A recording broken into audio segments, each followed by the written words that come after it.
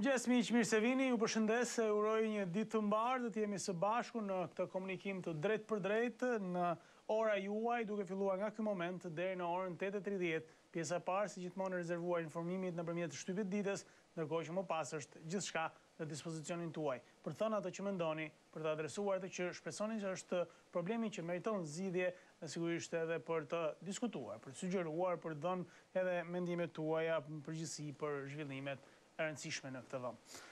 Do të jemi pa humbur kohë, sot është dita po themi e zhvillimeve më intensive që ka politika, është dita e Kuvendit të Shqipërisë, ku nuk mungojnë edhe përplasje, do të ketë sigurisht edhe debate për një ligj të rëndësishëm që është rikthyer nga qeveria, bëhet fjalë për importimin e mbetjeve. Kujtojmë se ka qenë ligji i parë që është ose vendimi i parë i qeverisë që anulloi atë që kishte lëshuar më herët qeverisja Berisha, dhe tashmë sigurisht rikthehet në fund mandatit qeveria e Edi Ramës, si rikthehet edhe një importit të plerave. Ka ngjall debate, duket se do të ketë debate në këtë pjesë të seancës ku do të diskutohet ky draft që ka çuar edhe në një takim në mbrëmjen e vonë mes kryetarit të Kuvendit Ilir Meta dhe kryeministit Edi Rama. Se si është rënë dakord, do ta shohim sot me votën në Kuvend. Megjithatë, ne do të ju sjellim titujt kryesor të shtypit të ditës, duke filluar me të përditshmen e parë, e pavarur që nga vitet e para të demokracisë, gazeta Koha Jon vjen me titullin e madh Partia Re e Blushit. Në fund të tetorit shpallet Partia Re politike do të jetë parti e qendrës, thot gazeta Koha Jon.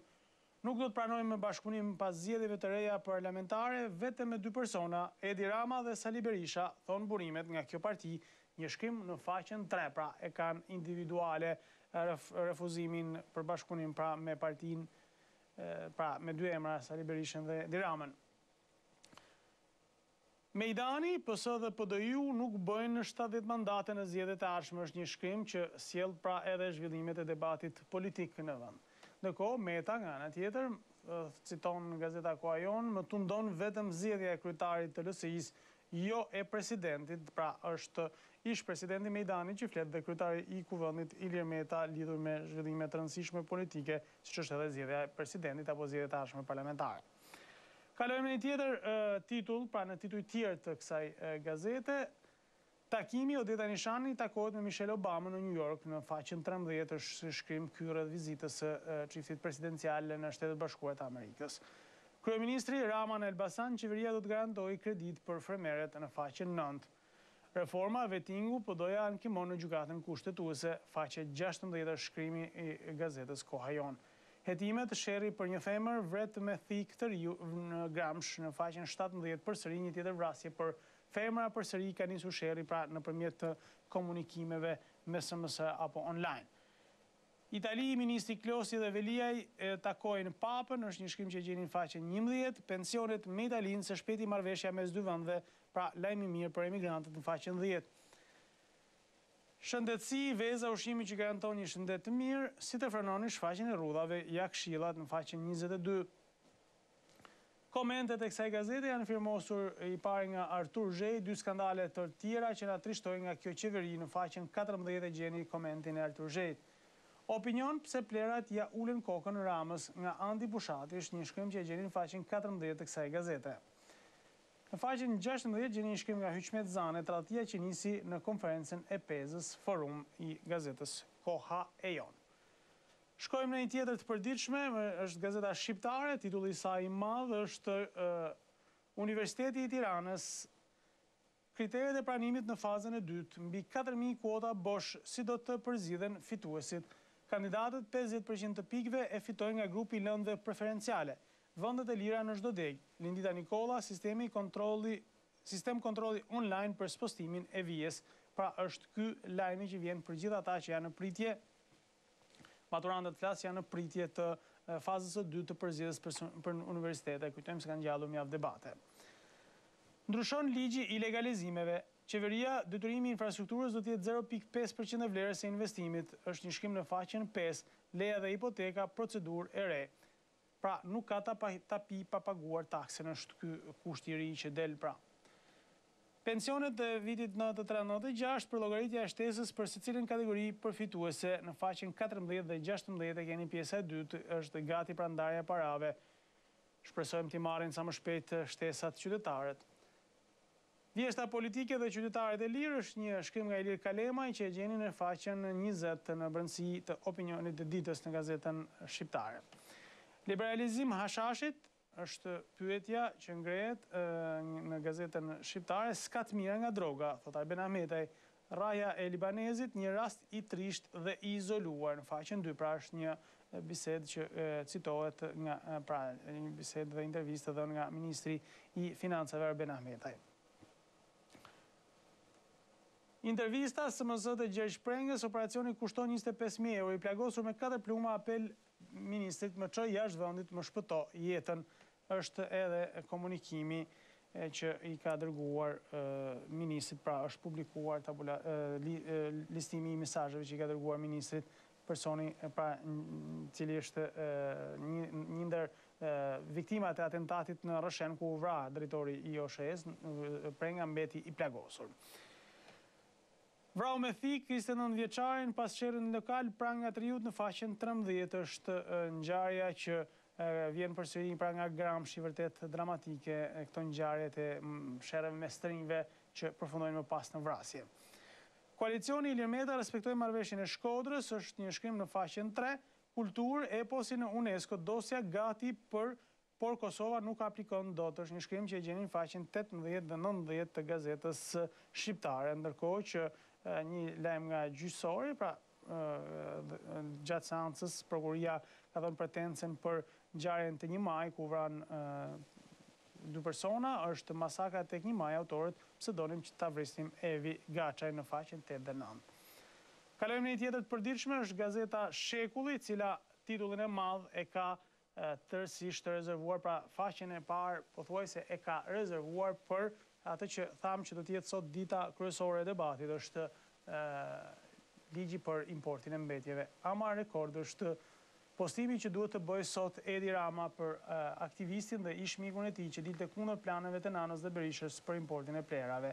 Ardian Klosi ik pyr uni, pra ik pyr uni me gjithë plerat tuaja, është një speciale që gjeni në faqen 4, 5, 6, 7, 8 dhe 9. Pra gazeta Koha Jon është investuar tërësisht sot në shkrimet e saj tek ngjarja që mund të jetë pra sot pika e fortë e debatit, ligji për importin e mbetjeve. Opinioni është nga Grona Libali, besprerët është fjala pikërisht për këtë çështje, pra e ka komentin pikërisht për këtë çështje. Qeveria vendos gjobat e reja për bizneset, është një shkrim që e gjeni në faqen 14 të gazetës Shekulli. Ligji i ri i tatimeve rishikon sanksionet për bizneset pas rrëzimit nga gjykata kushtetuese të supergjobave.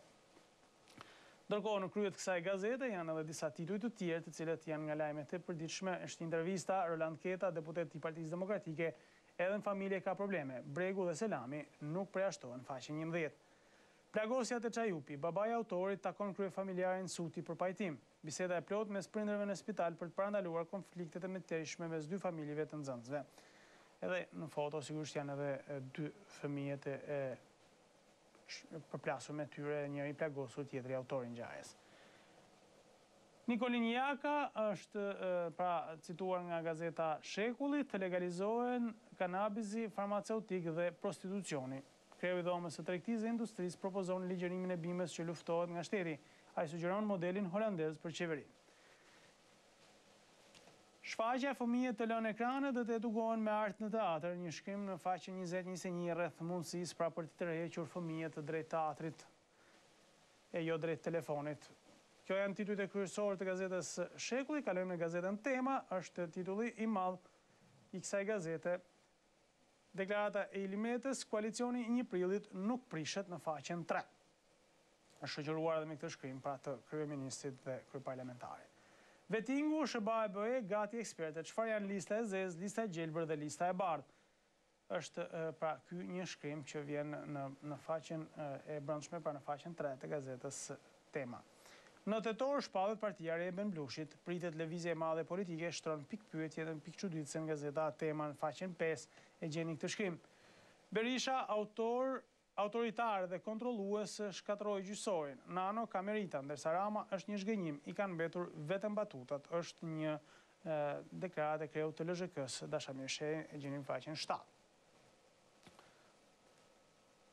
Opinionet e gazetës Tema janë editoriali nga Mirobaze, pse Basha shmang bashkimin e PD-s, e gjeni në faqen 8, një shkrim nga Sokol Balla, Pacificorim është në faqen 8 dhe 9, një shkrim pra që e gjeni nga Sokol Balla dhe në brendësi Jakin Marena, Basha i Trembur dhe Hija e Berishës mbi PD-n është shkrim që e gjeni në faqen 9 të gazetës Tema, ndërkohë që ka edhe rubrikat e mësipërme, argëtizimi i drejtësisë dhe humbja e $450 milion në faqen 67, Antena brenda familjes, dhoma e tregtisë argumenton si biznes fitimprues në Shqipëri atë të plerave, seksit dhe drogës, është një shkrim pra që vjen në formën e humorit.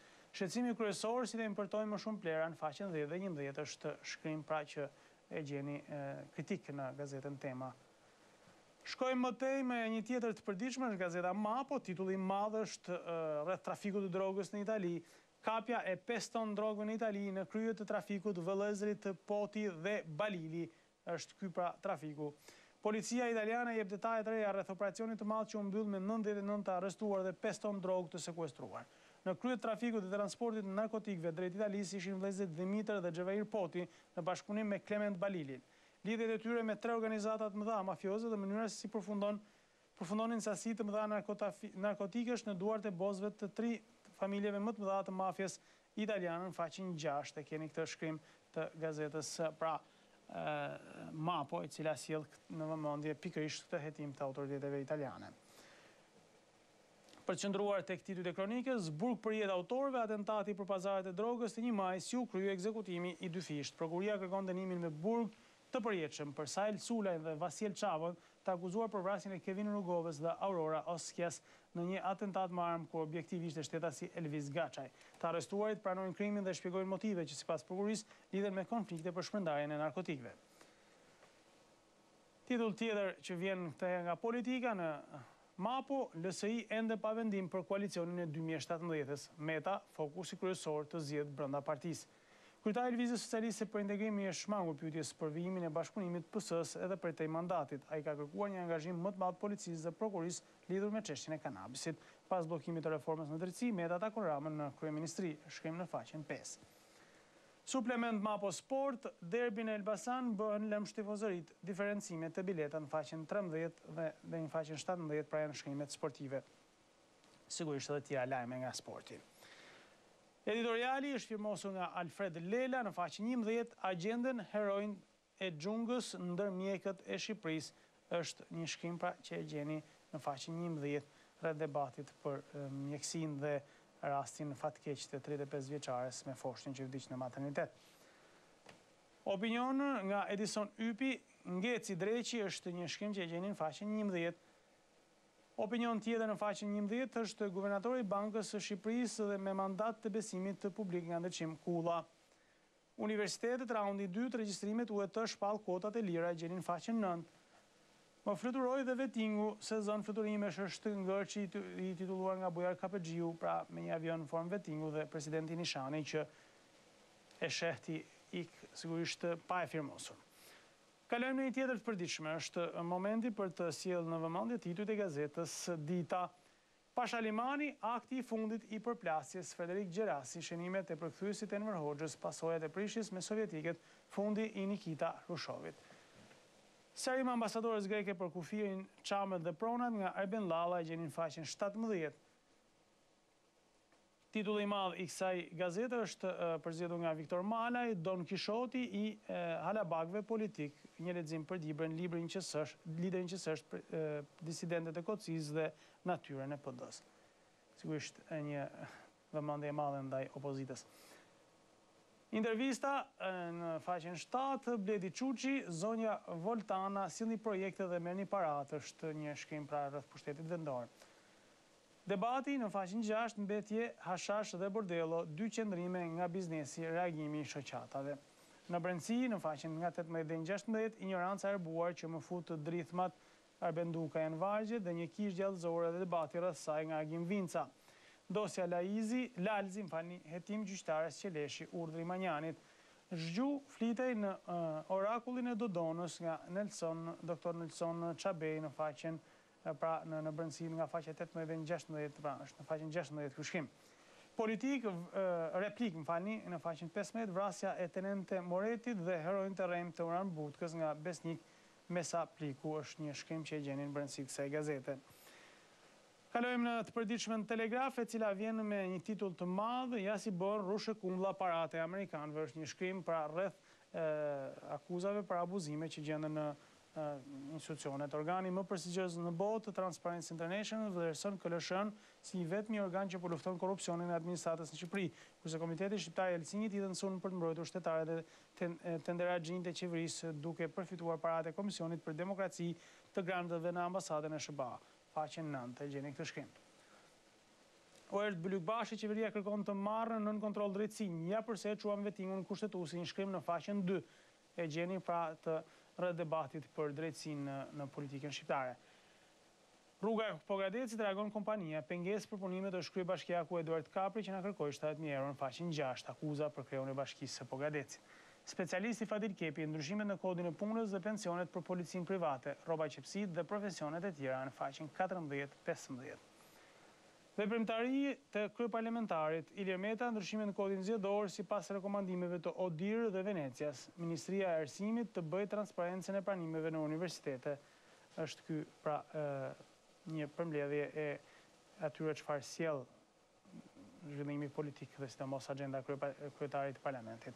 Kryebashkiaku Erjan Velia, investim për të ardhmen mbajmë premtimin për këndë lojrash në çdo lagje. Falënderim për donatorët, vendas dhe të huaj që kontribuojnë për Tiranën. Është një shkrim që e gjeni në faqen 5, shoqëruar me këtë foto ku është një ndër fushat e provuara nga bashkia. Mega skandali AKU-s, batërdia produkteve ushqimore, 100% e ushqimeve të importit me etiketa në gjuhë të huaj, 90% me etiketa false, ndërsa 70% vinë rifugjo dhe pa etiketa në faqen 7. Flet Meno Dedaj, dëshmitë e reja të shërbimeve sekrete të huaja, sigurimi i shtetit, bashkëpunim me KGB-n dhe loja e famshme në vitet 49-54 është një dosje në faqen 18 dhe 19.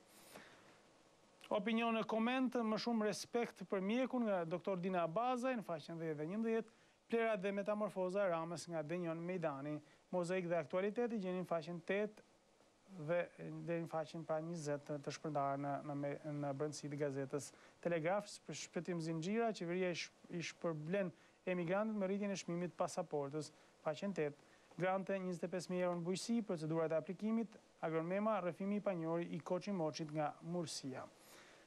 Mejit Prençi, gjenia e Aleksandër Mojsiu që tronditi skenat europiane, është një shkrim në faqen 20. Shkojmë tani në një të përditshme tjetër, është gazeta Standard, takimi diskret është titulli i madh, i shoqëruar me foton e 2 liderëve të mazhorancës, çfarë u negociua mes Ramës dhe Metës në kryeministri, është shkrimi i Standard. Meta nga Shkodra duhet të klim besimi për bizneset. President më tundon vetëm kreu i LSI-s. Opinion, frika nga Midat Bejfrashi, nga Nebil Çika në faqen 18, Lifelong Education, ëndra që vdiq me rilindjen nga Dr. Albano Zhapaj në faqen 12. Aksioni për degjen e Ashashit dhe pyet që po mbyten me kanabis nga Leonardo Olli në faqen 18. Importi mbetjeve, aktivistët protestë sot, amendamenti i LSI-s, shoqëria civile t'i monitorojnë në dogana në faqen 11. Po pse duhet t'i monitorojmë kur mund mos i marrim fare.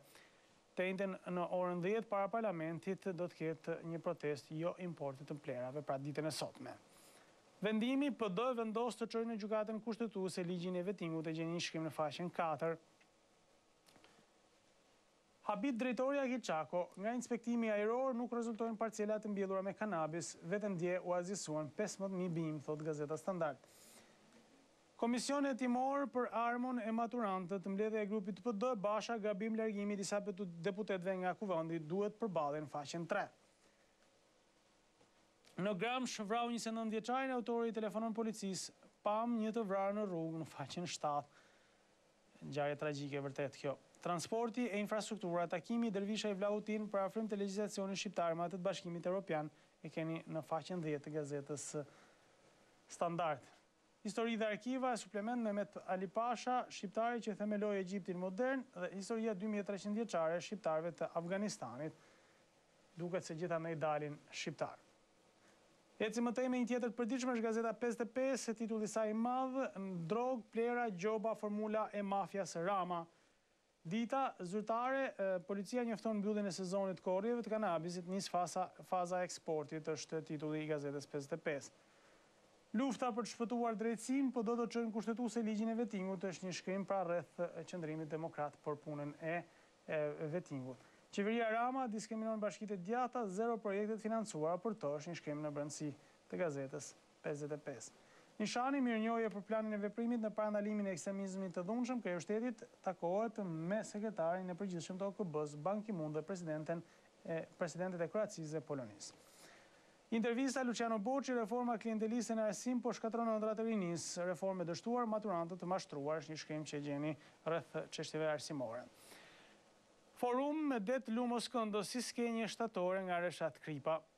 Na shpëton nga lufta Albin nga Recep Shahu, është një shkrim tjetër, dhe studimi i lidhjet mes Al-Qaedës dhe ISIS-it në celulat terroriste të Europës, nga Henry Ridgwell.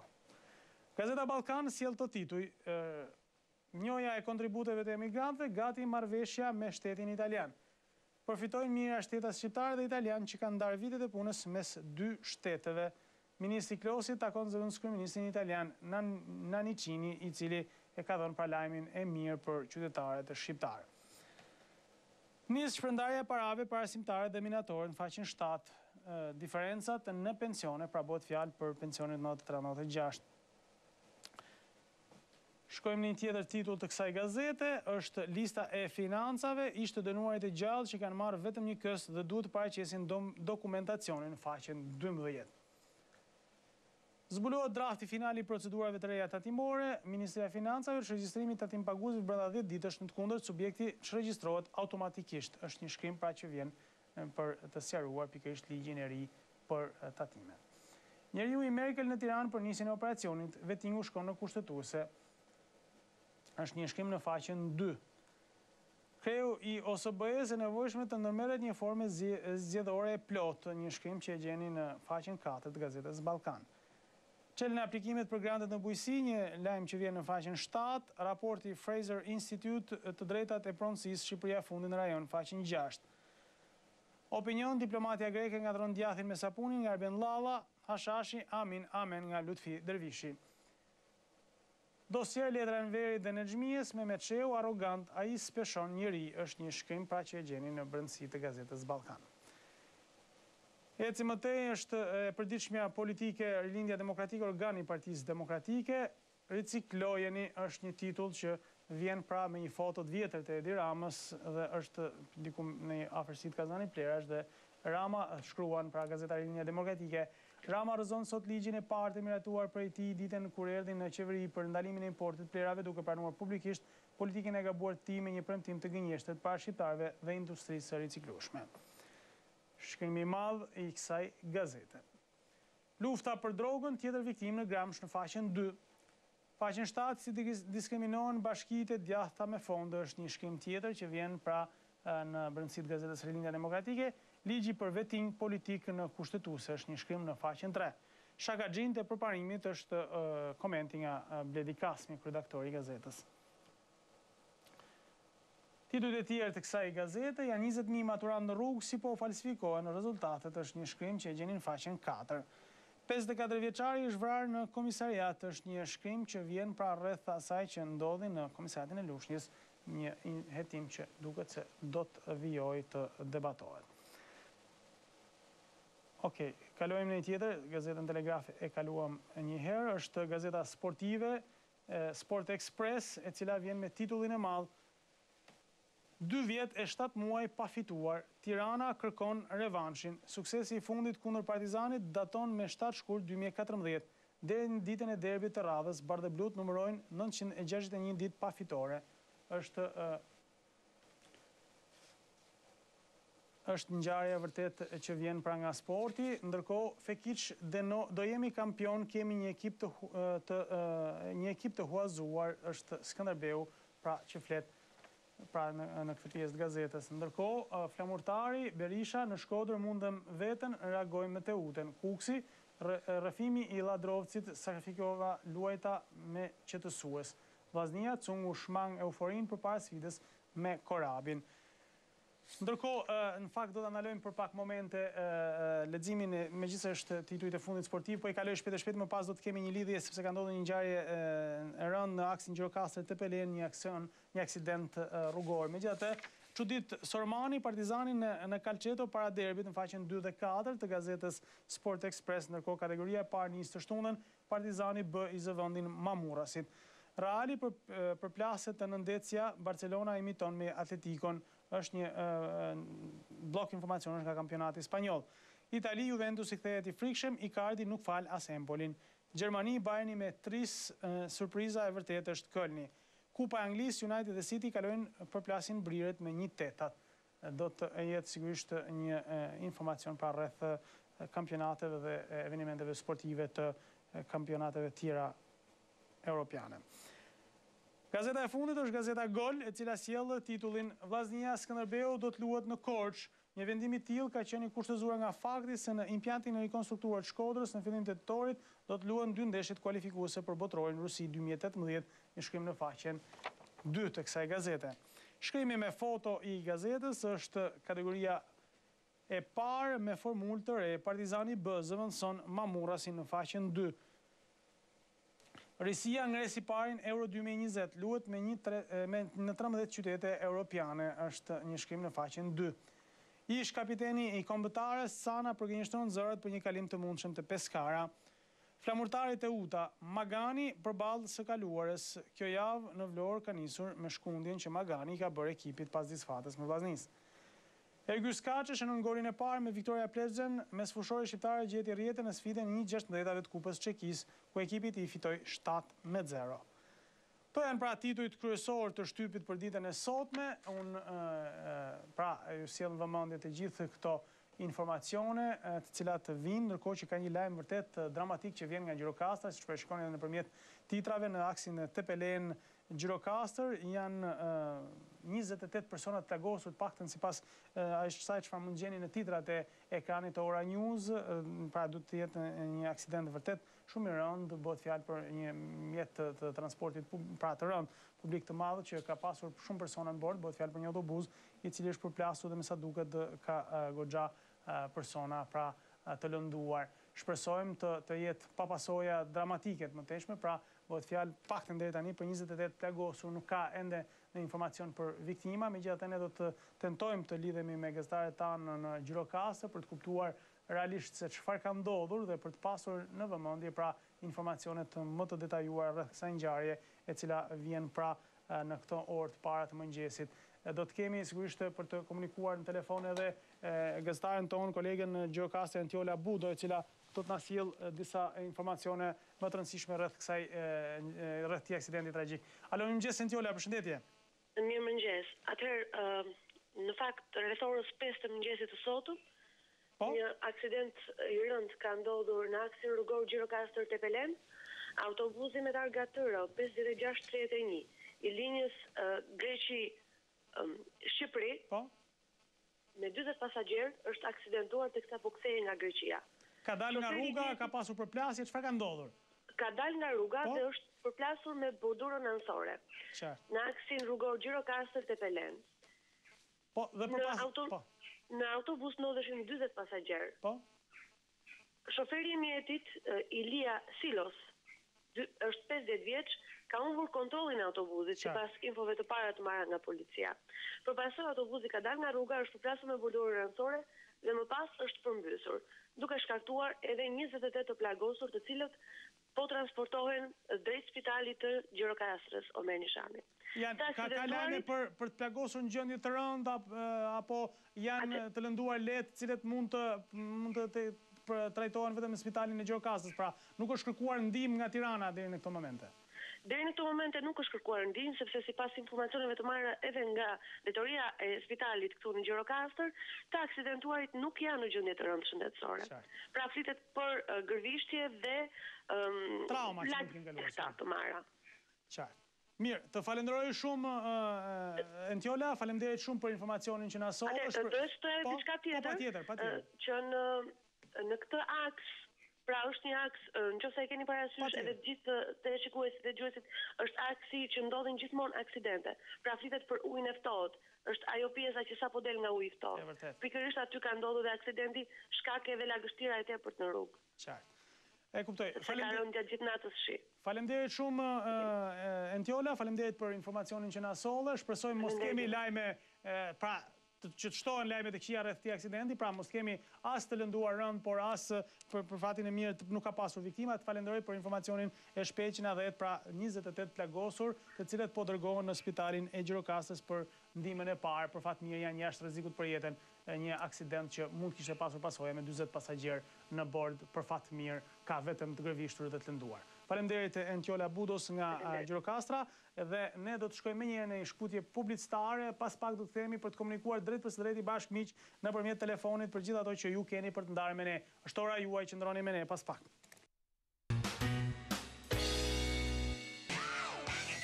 Kemi këtu përsëri bashkë dashur miq, jemi drejt për së drejti dhe një lajmi i rëndë që vjen nga aksi rrugor Gjirokastër Tepelen, ku një automjet, autobus që i linjës Tirana-Athinë dhe kthim sigurisht është aksidentuar në afërsi të ujit të ftohtë në Tepelen dhe përpasoi autobusi me 40 pasagjerë në bord është përmbysur për shkak të rrëshqitjes dhe humbjes kontrollit nga drejtuesi grek i automjetit.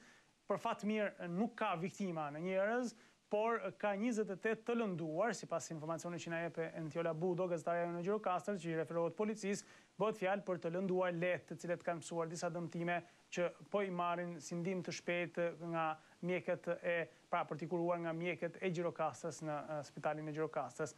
Deri tani nuk ka informacione më të detajuara, por gjithsesi ajo që bie në sy është fakti që në këtë aks rrugor menjëherë sapo bie shi ka rrezik për aksidente rrugore dhe mbrëm gjithë natën ka rënë shi autobusi me drejtues grek ka humbur kontrollin pikërisht në pjesën më të rrezikuar të rrugës. Falenderojmë gazetaren tonë në Gjirokastër për informacionin. Nëse do të ketë të reja, sigurisht menjëherë mund ta marr linjën e të na jap detaje, megjithatë lajmi i mirë është që nuk ka viktima. Fillojmë pa humbur kohë me komunikimin telefonik 0423 44 720 dhe 069 670 24 është numri i telefonit. Presim telefonatën e parë për sot. Alo, mëngjes. Mëngjes. Mirë se erdhët, ju përshëndes, faleminderit. Përshëndetje. Përshëndetje. Nga Maliqi, nga Korça apo ju flas? Po, përshëndetje, mirë se erdhët. Nëpërmjet zërit tuaj. Faleminderit. Dhe ekranit tuaj. Ju kërkoj. Duke filluar që nga presidenti, me kryeministri, ministri i rendit, ministri i drejtësisë, kryeprokurorit, avokatit të popullit dhe gjithë instancave për mbrojtjen e të drejtave të grave, me është arrestuar dhe me është dhunuar goja në mënyrë më barbare. Po pse është arrestuar? Po pse është arrestuar se tash mungesa profesionale, ignoranca profesionale të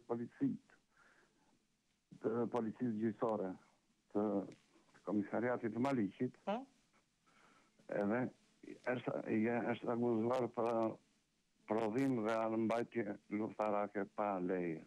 Këto bëhet fjalë për jo për granata valla, po nuk janë granata, po ato janë mbetje. Mbetje dhe kështu që është bërë arrestimi dhe bastisja e shtëpisë.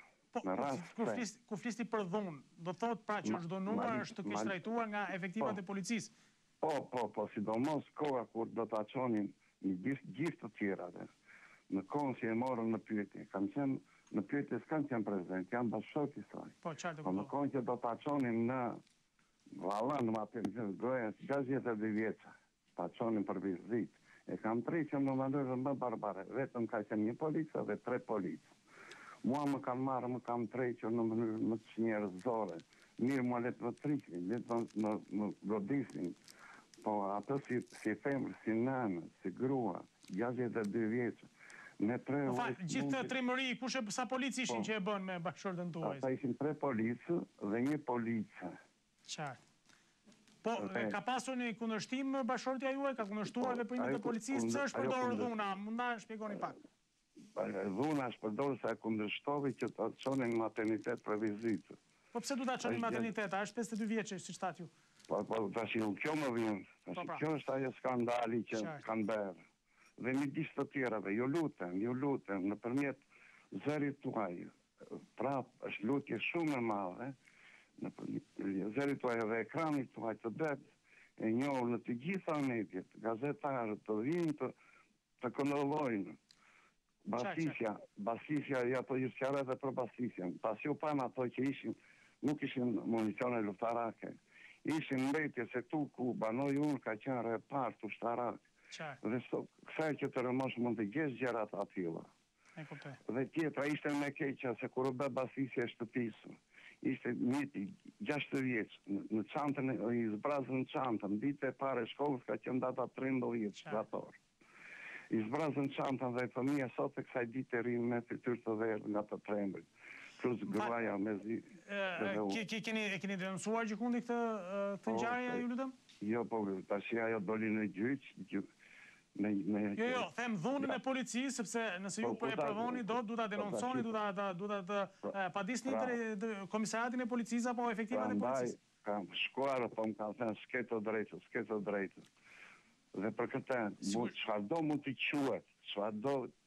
quhet, vetëm policë gjyqësor, oficeri policisë gjyrna ndyn atë emrin e policisë, atë oficerit, dhe më fat edhe njerë, vinë se po ngull këmbë. Unë kam punuar në ushtrim 22 vjetë. 20 vjetë isha punoj civil dhe 22 vjetë në oficer.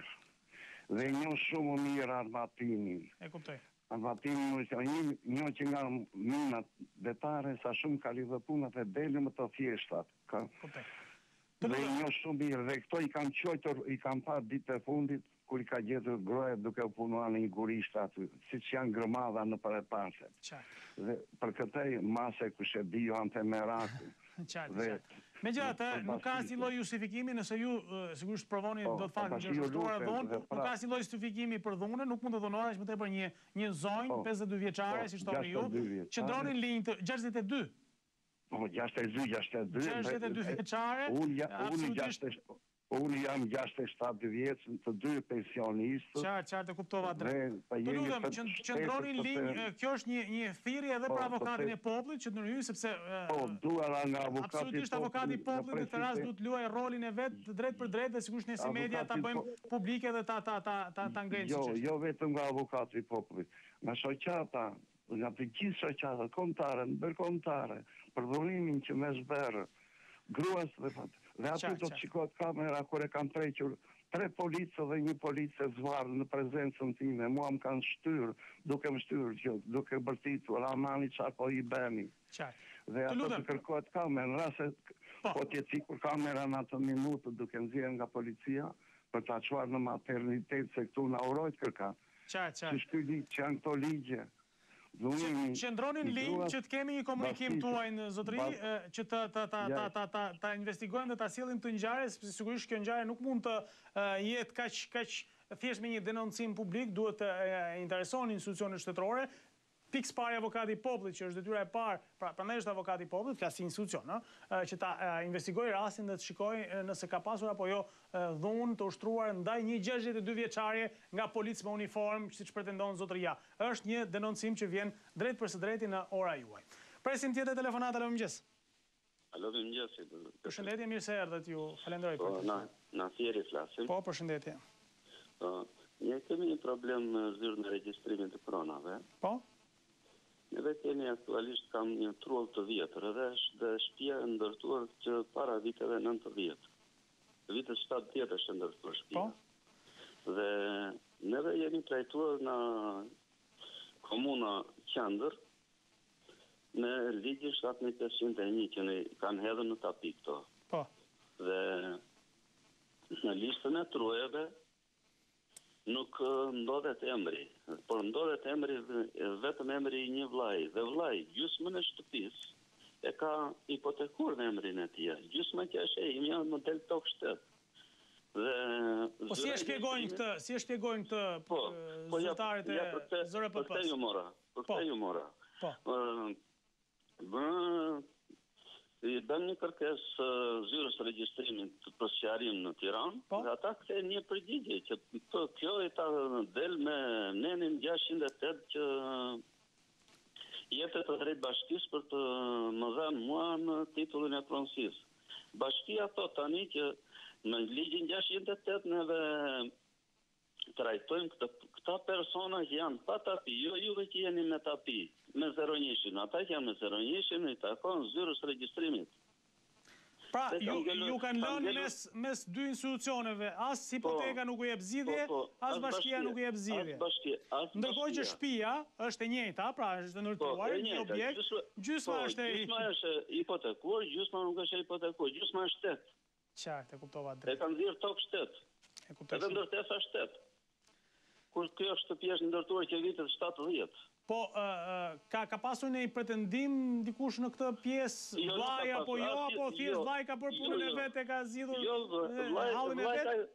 Jo, vllai ka hipotekuar me fjalë tokën e tij me gjithë ndërtesë 200 metra, kurse tjetra 250 metra e kam unë, nuk kemi asnjë lloj pretendimi kështu. Mua vetëm pra, domethënë nuk është se ka një konflikt që ka çuar institucionet në një pikë pyetje çfarë të bëjmë. Jo, nuk ka konflikte. Kjo është thjesht vetëm neglizhenca e zyrës e juristëve të zyrës e regjistrimit. Okej, nuk janë të njohur mirë me ligjet, me nenën.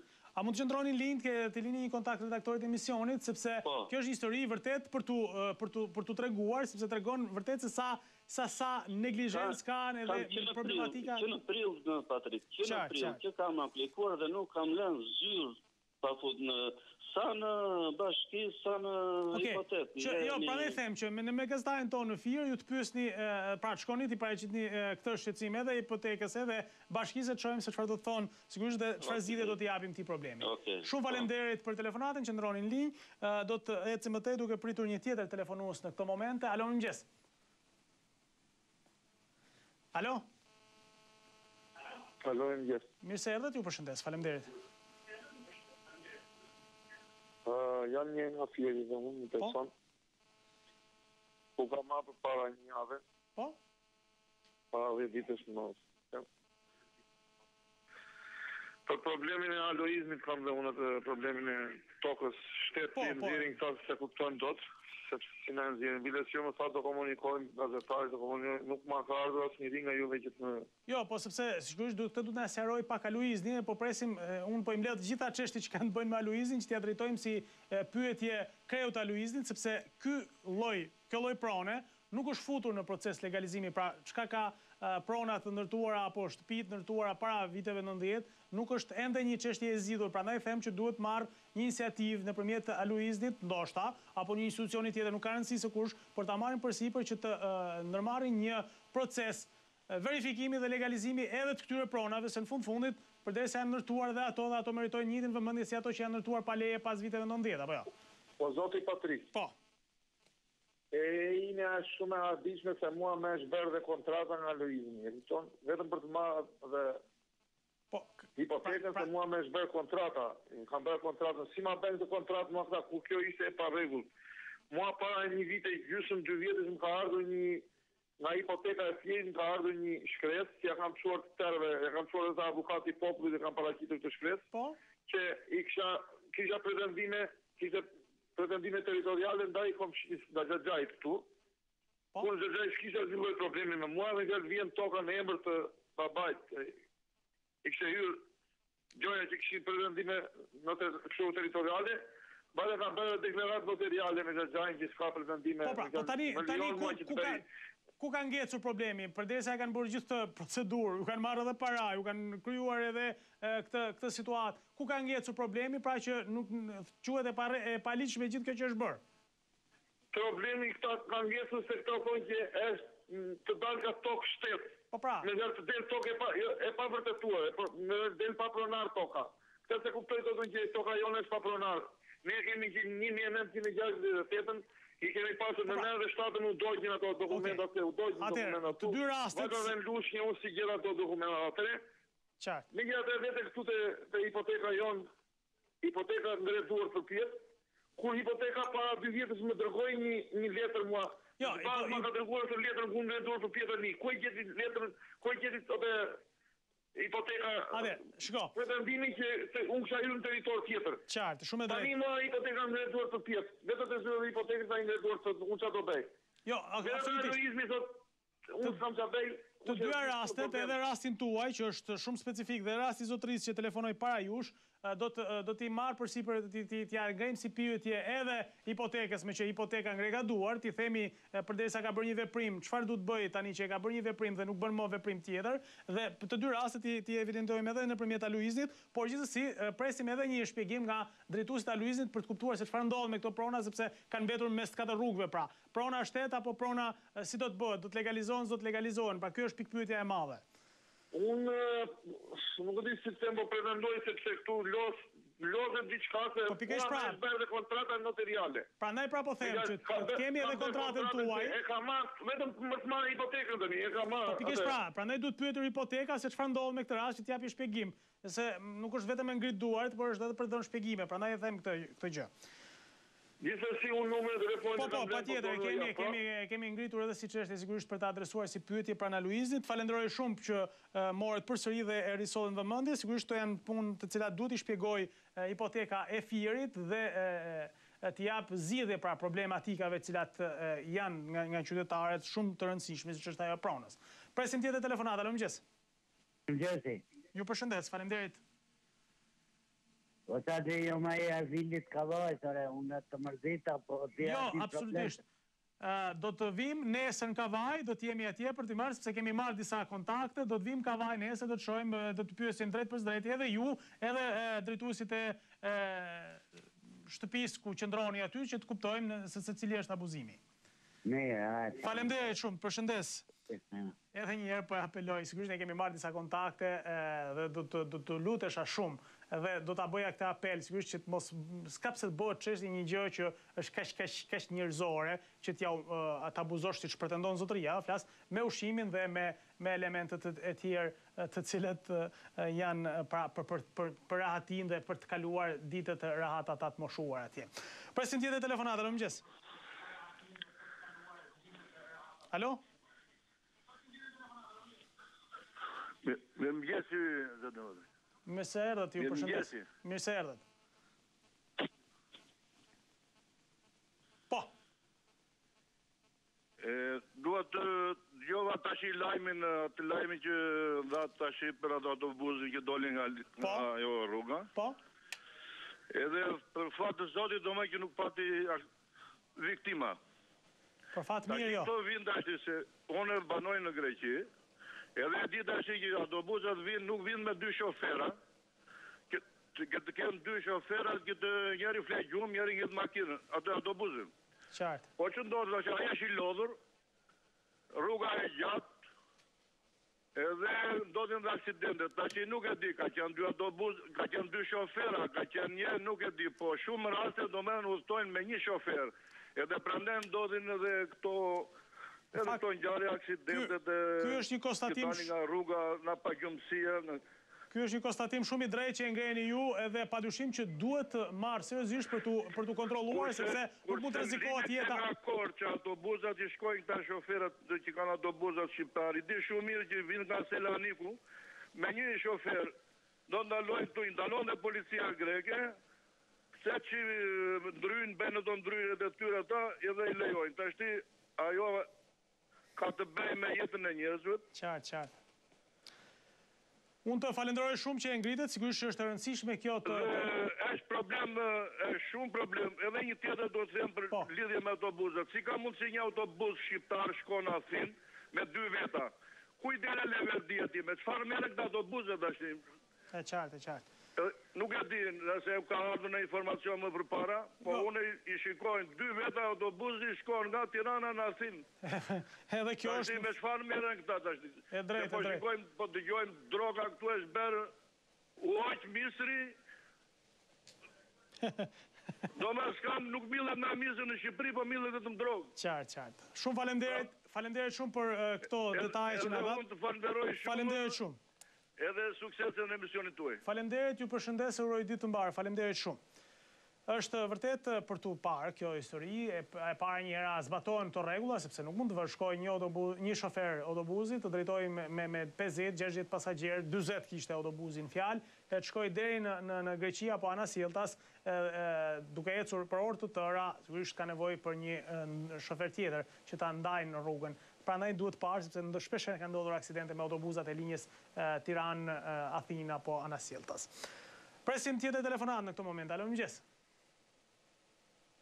Alo? Mirë mëngjes.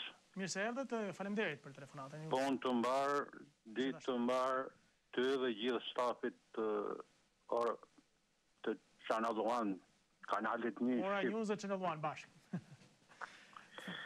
Patrik. Po. Shëqyri ka rujtë zoti ato që nuk ka pas viktima në rrëzimin e atij autobusi. Fakt, kjo është vërtet shumë... Shëqyr, kanë qenë jetë gjatë. Ajo që unë, Patrik, është një zhurmë e madhe që bëhet rreth dajakut që ka hangër $100 milion që do i investojde. Po si nuk ngjova një gazetar, një titull gazetet, pak nuk kam pa unë, nuk e di, ti ma thuj, të thot, kjo pranë, 4 hektarësh. E kujt ka qenë më zotni 1924? A ky burrinershëm që hangri dajakun, a është interesu të pyesi se kujt ka qenë dhe çkojt merret vesh me to? Je në gjendje ti si gazetar të më thush a e ka kërku kush ta di këtë punë nga gazetarët, e kujt ka qenë kjo pranë? Si e në gjendje? Pra, kjo është pasojë e ligjit kriminal antikombëtar të tokës, që tokën ka drejt t'ja japi qeveria. E boni qeveria Berisha në 2008, atë pas ka marrë vesh, deri tashti ky s'ka investuar si gjë. Çfarë lesh investitori që e ka kymër, që na pas ka ike që ka bëjë Qameti. Shqipnia ka ekzistuar, do ekzistoj. Jo ky, po në drejtë i birit vinë e t'hiki se anxhuinët kanë qenë pushtues e me radhë këtu. E Shqipnia ka ekzistuar dhe do ekzistoj. Pra, kjo është pasojë e ligjit antikombëtar kriminal për tokën. Toka duhet automatikisht të njëfësh e pronarit legjitim atij që ka qenë në 44-ën që është shpronsuar nga reforma agrare e 46-ës. Dhe jo të bëjnë lojën e qeverit, kush qeveritar pasurohet me tokat e të shpronsuarve nga dhuna e regjimit komunist. Dhe ai, po t'ishte burri mirë, do ta kishte bërë këtë punë. I lumshin durët atyre që i kanë dhënë dajakun. Ta morin vesh që të gjithë, edhe qeveritarët, hajdut që kanë qenë, që janë, që kështu kanë me mësu në ato. Sepse, ato ka qenë për me s'kanë për gjithë gjë. Në ato që ishin rreth Enverit, nga kush e gjetën vdekën? Nga Enveri, jo nga populli, për gjinofët që ishin bë popullit, se ato që të gjithë bëshin berrufe për Enver Hoxhën.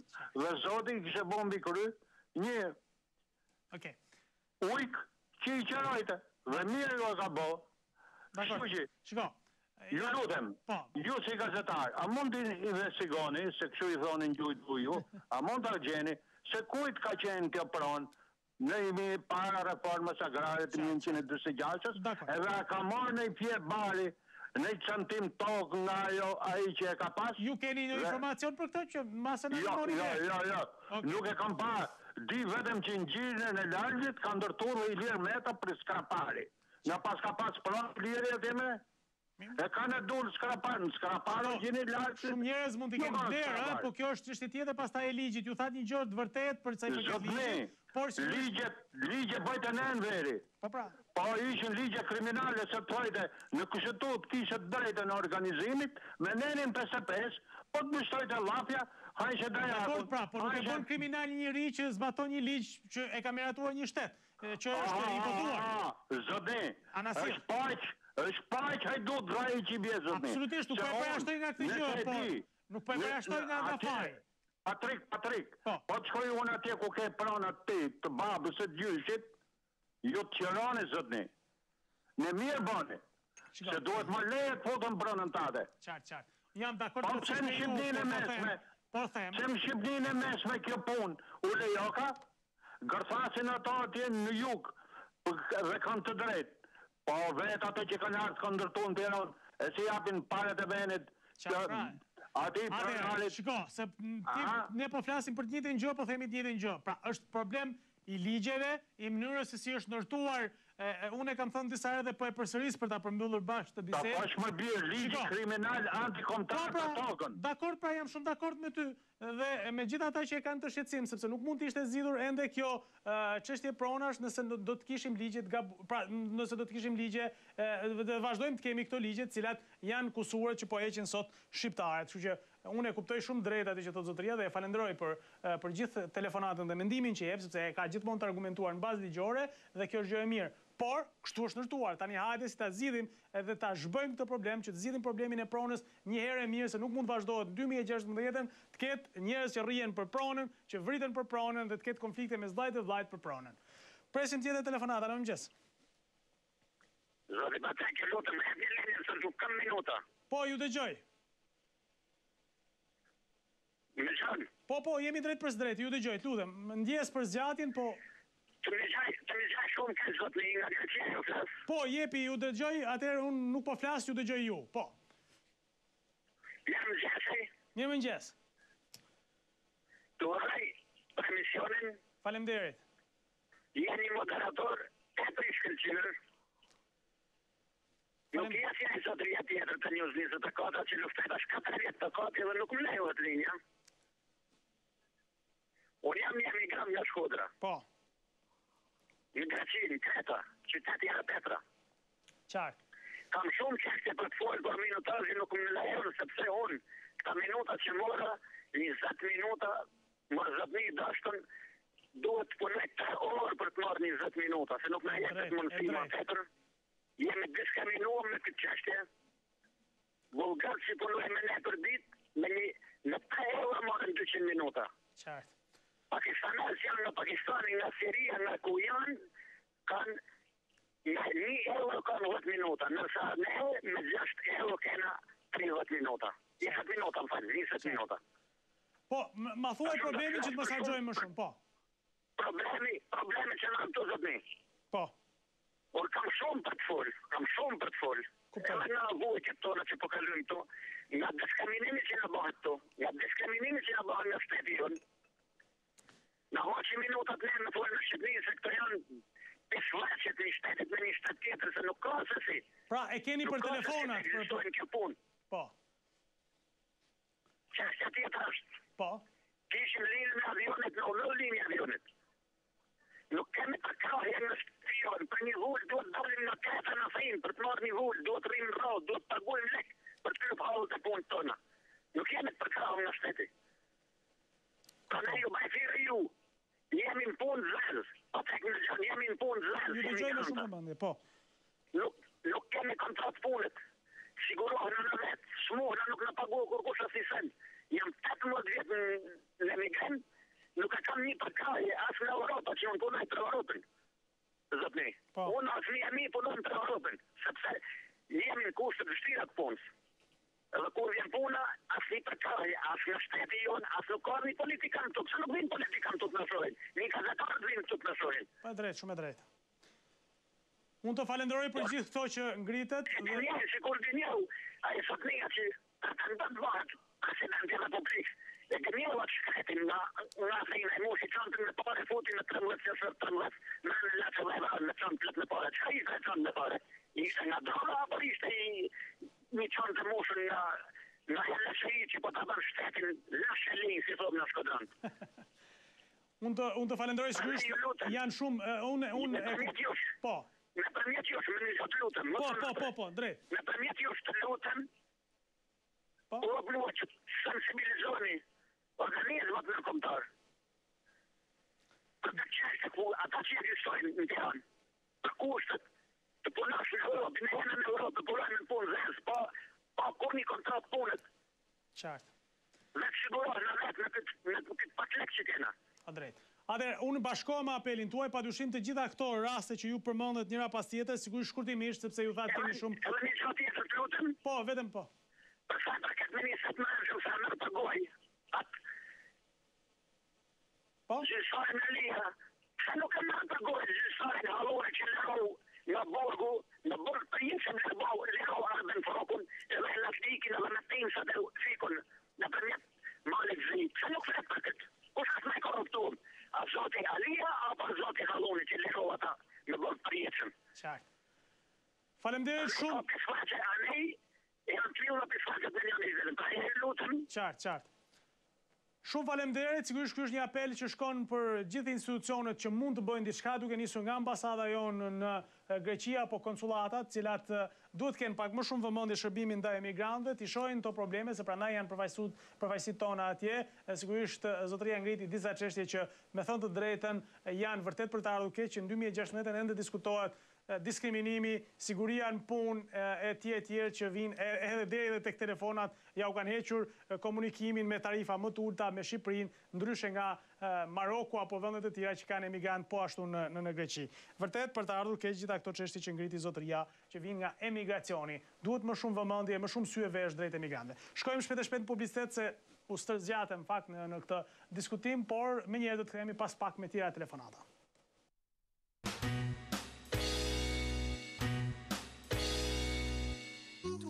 Jemi rikthyer përsëri bashkë miq dhe do të jemi përsëri bashkë për të komunikuar nëpërmjet telefonit. Do të provojmë të lidhemi pak më vonë edhe një herë me Entiola Budor nga Gjirokastra për detajet e reja nga aksidenti. Megjithatë për fat mirë nuk ka informacione për persona të tjerë të lënduar rënd apo edhe për viktima. Ky është fati mirë, siç tha edhe një nga telefonuesit, i ka ruajtur Zoti dhe kjo është gjë shumë e mirë dhe shpresojmë mos të kemi më lajme të këqija nga ky aksident. Presim telefonatën e radhës. Alo, mëngjes. Alo, përshëndetje. Alo? Alo?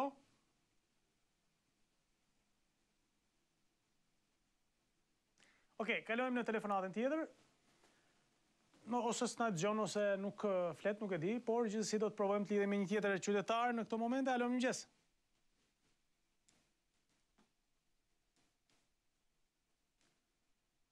Presim një tjetër telefonat. Alo, mirëmëngjes. Alo?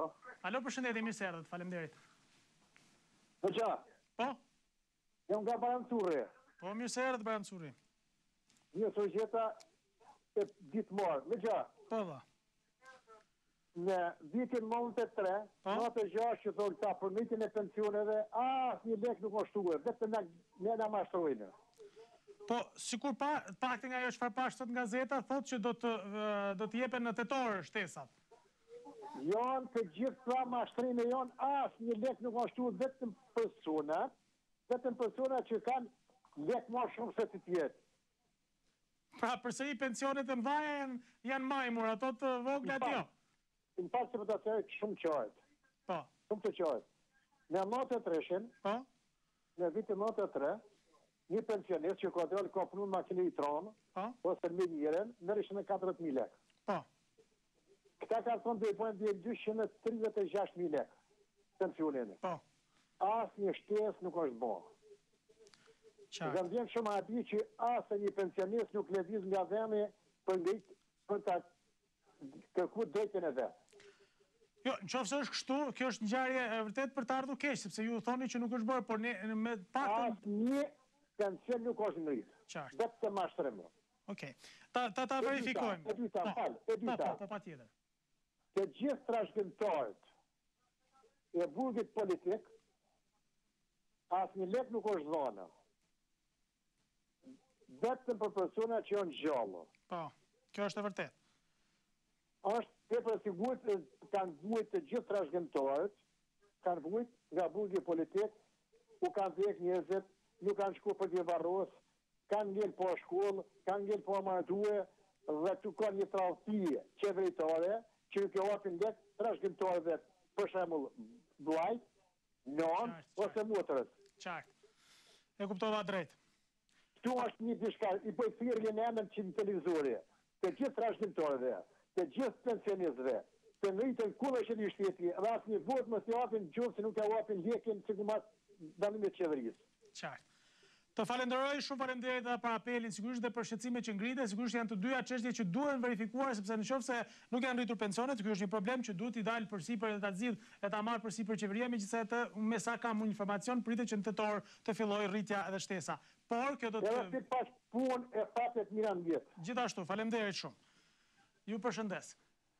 Do të jemi tani, I kërkojnë ndjes atyre që po telefonojnë, por për shkak të informimit dhe të informacionit, do t'ju paraqesim edhe fotot e aksidentit që është regjistruar sot në aksin Tepelen Gjirokastër. Ky është autobusi, shikoni pra si ka përfunduar I përmbysur në rrugë, pasi ka rëshqitur dhe ka humbur kontrollin shoferi grek, po kthehej bashkë me 40 pasagjerë nga Greqia drejt Tiranës, pra nga Athina drejt Tiranës, në afërsi të ujit të ftohtë, shikoni, pra është një pjesë rrugë shumë e rëshqitshme, siç e shikoni edhe nga pamjet, ka humbur kontrollin dhe në tentativë për ta mbajtur në rrugë mjetin, ka përfunduar I përmbysur. Për fat të mirë, ndërkohë që këto janë pamjet në spital, për fat të mirë nuk ka viktima, ka disa të lënduar lehtë, gërvishtje kryesisht siç e pam pra nga xhamat të thyer më së shumti edhe nga rrëshqitja e autobusit dhe nuk ka pra persona të lënduar rënd aq më pak dhe kjo është gjëja më e mirë që nuk ka viktima.